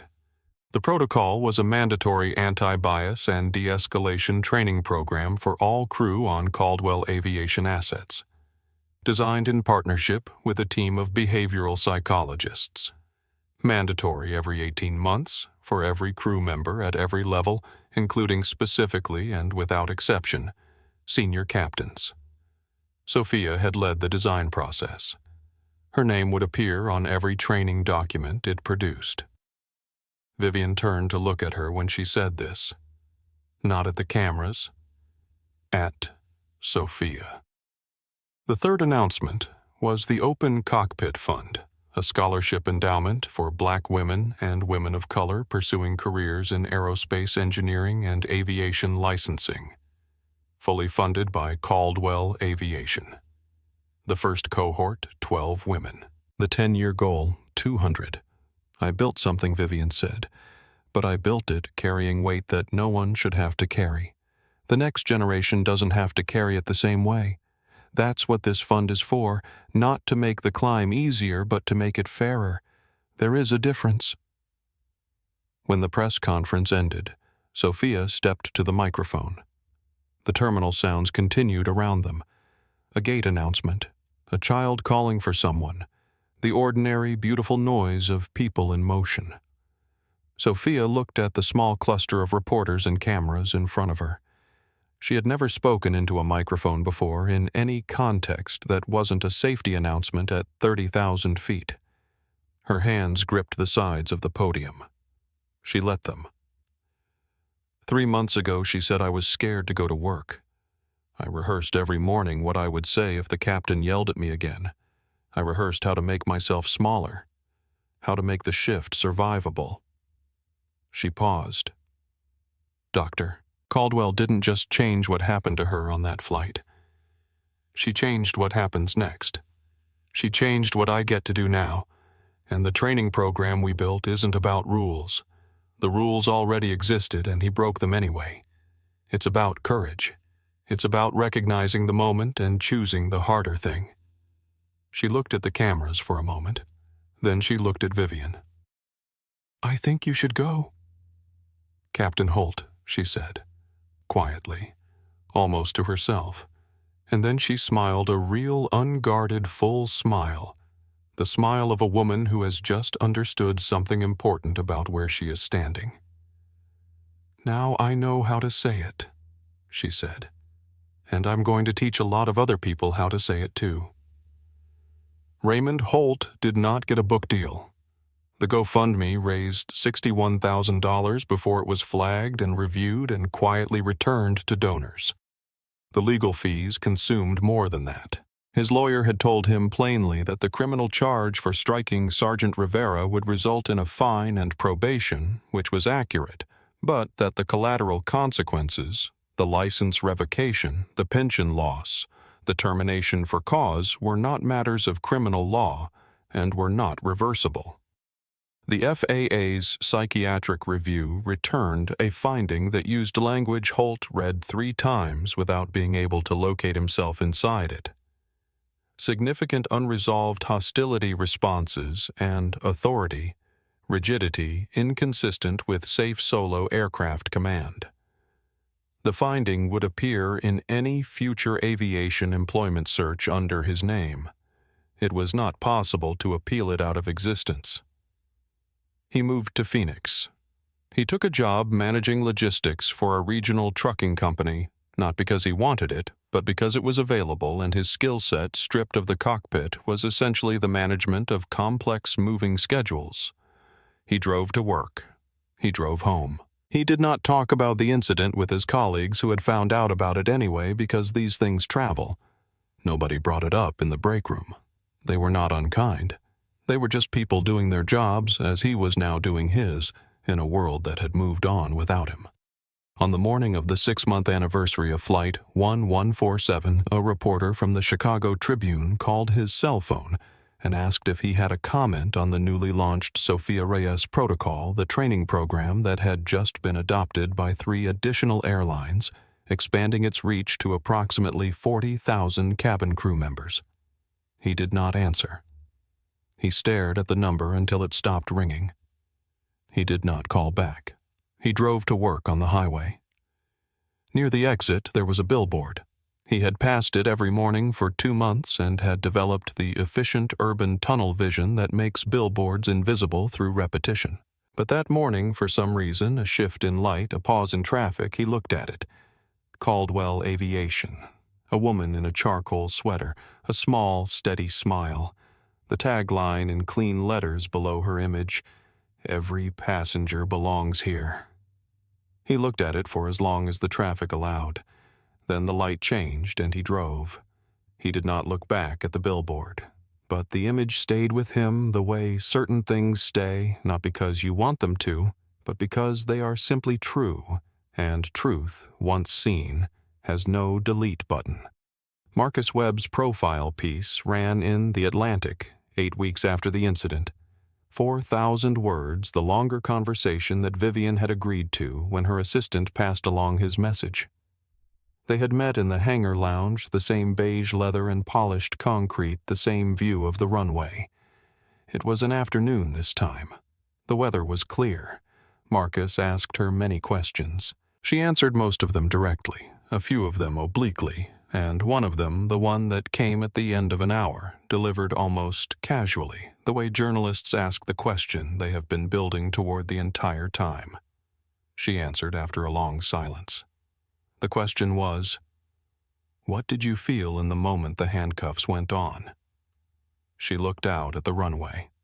The Gulfstream was not there today. It was somewhere over the Atlantic, ferrying a team of engineers to a site review in Oslo. The tarmac was empty. "Tired," she said. She let the word sit.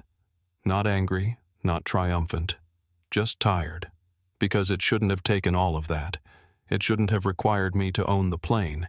It should have been enough that I was a passenger asking a legitimate safety question. That's all I was. That's all I was ever asking to be. She paused for a longer moment than Marcus had expected. He did not fill the silence. The question was right, she said finally. The fuel sheet was late. The wind shear was building. I had legitimate technical concern based on 2 decades of engineering work. And none of it was why I was able to stay on that plane. I stayed because I own the asset. And that is deeply, deeply wrong. She looked at Marcus. The fund, she said. Sophia's protocol. The reporting system. None of those are about me. None of them are about Flight 1147. They're about the women who don't own the plane.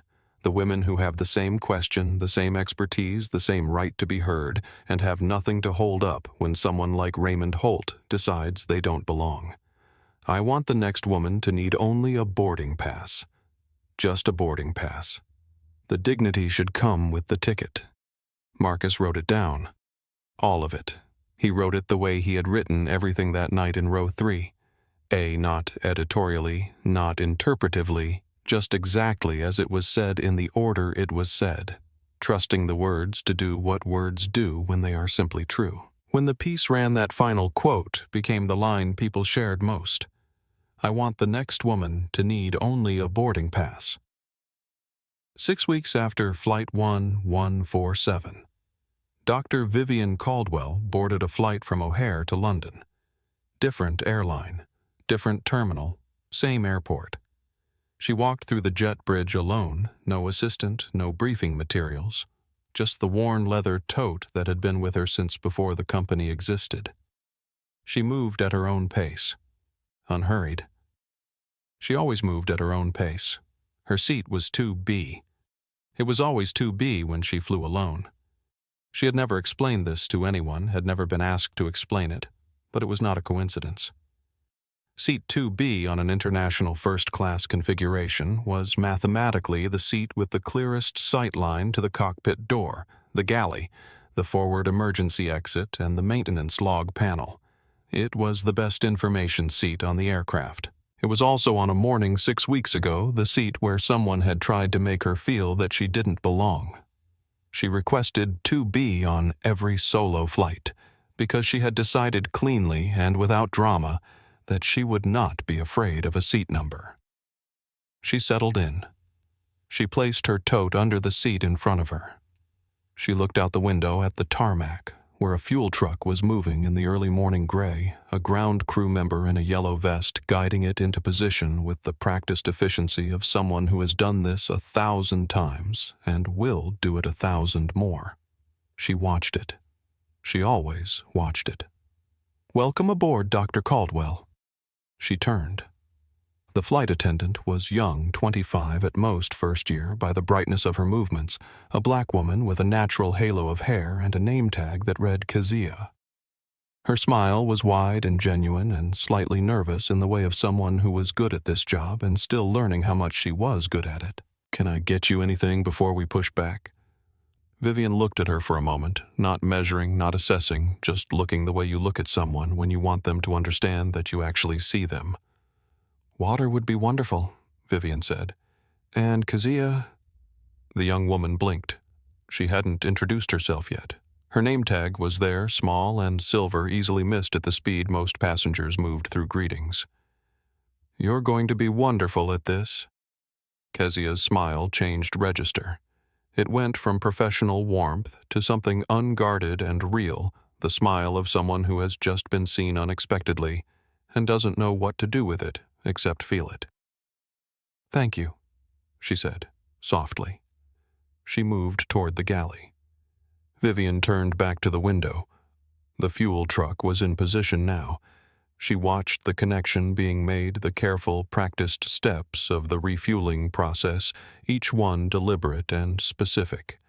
She noted the time. She noted the position of the adjacent gate's APU exhaust and the quality of the wind. The same things she always noted, the same quiet professional reflex of a woman who has lived inside this industry for 20 years and cannot look at an aircraft without reading it. The interphone chimed. Then the captain's voice filled the cabin, a voice that was warm and authoritative and precise and human. "Good morning, ladies and gentlemen. This is Captain Angela Moore. We have a beautiful morning ahead of us. Our fuel load is confirmed. Weight and balance has been finalized, and we have a clear window east.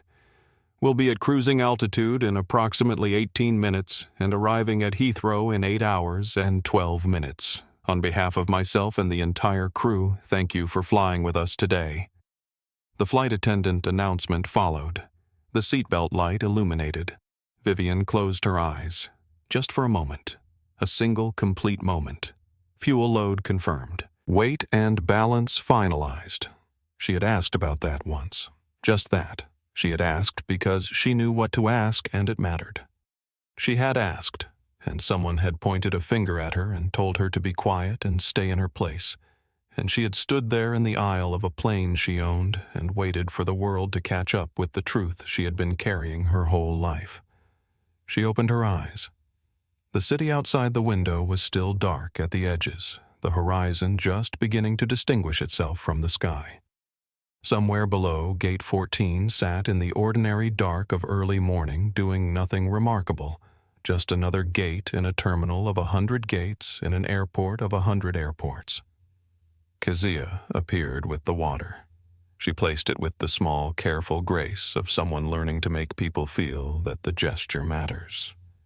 "Thank you, Kezia," Vivian said. She lifted the glass. She looked at it for a moment. "One day I will own the plane." She had written those words on a napkin in economy class 20 years ago by a window, not unlike this one, somewhere above a country that was still deciding whether to make room for her. She had been 22 years old, and she had written the words, not in anger, not in ambition exactly, but in the quiet, stubborn conviction of someone who has decided that the story does not end with the first chapter. It hadn't. She sipped the water.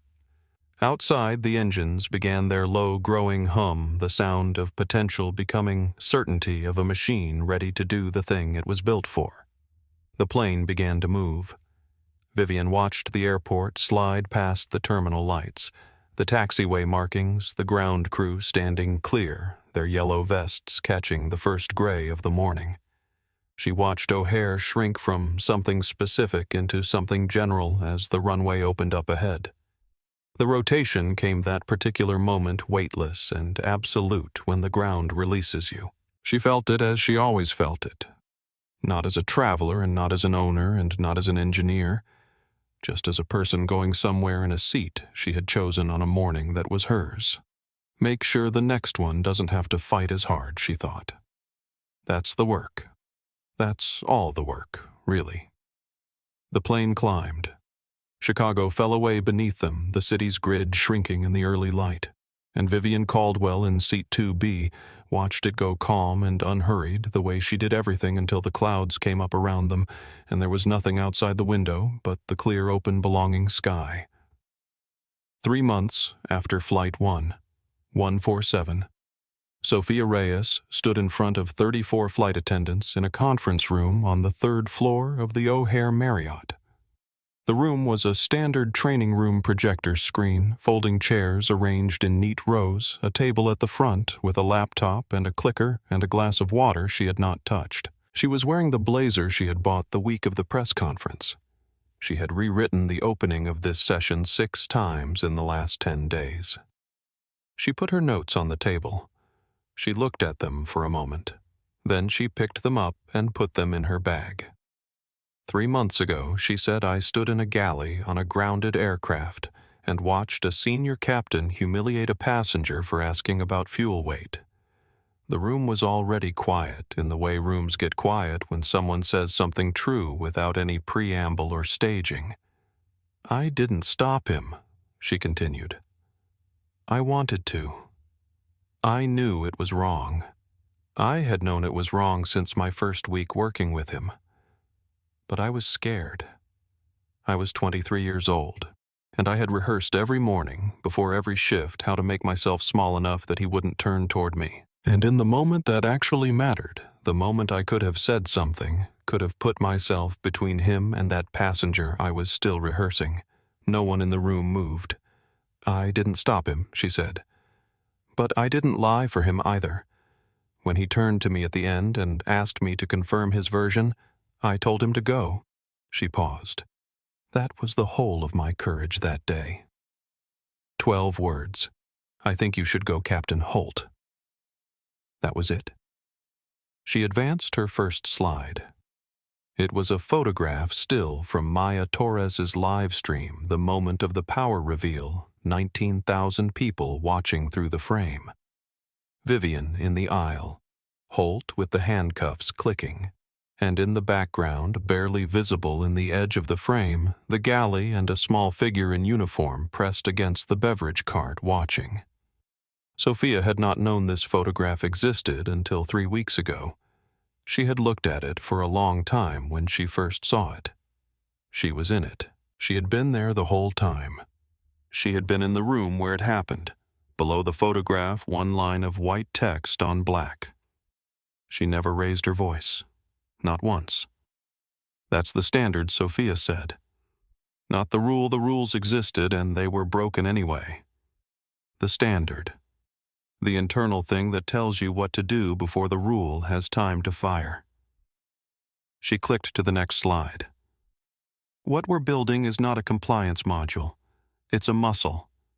We're building the muscle that activates in the moment before the moment, the second before you decide whether to speak or stay quiet, whether to back the uniform or back the truth. She looked at the 34 faces in front of her. Some of them were older than she was. Some of them had been doing this for 20 years. None of them looked at their phones. I'm going to get things wrong in this program, she said. I'm 24 and I've been a flight attendant for 9 months and I've never designed training in my life. But I was in the room. I know what the moment feels like from the inside, and I have a very good idea of what it costs when you don't act on it. She took a breath. So, let's begin. Raymond Holt looked at a quiet woman in a cashmere sweater and decided before she spoke a single word that she didn't belong. He made that decision based on everything he could see and missed everything that mattered. She owned the plane. She owned the terminal. She owned the company that signed his paycheck. And even if she hadn't, even if she had been exactly who he assumed she was, a passenger with no title and no holdings and no impressive biography, she would still have deserved a professional answer to a legitimate safety question. That is the part he will spend a long time working through. The ownership was the proof. The dignity was never in question. The woman who carried a notebook on a red-eye at 22 and wrote 4 words in economy class, who showed her boarding pass to 2 men who wanted it to be wrong, who heard 100 versions of "you don't belong here" and turned every single one of them into something she was building. That woman didn't just win a flight. She built a world where the next woman carries a little less of that weight. Not none.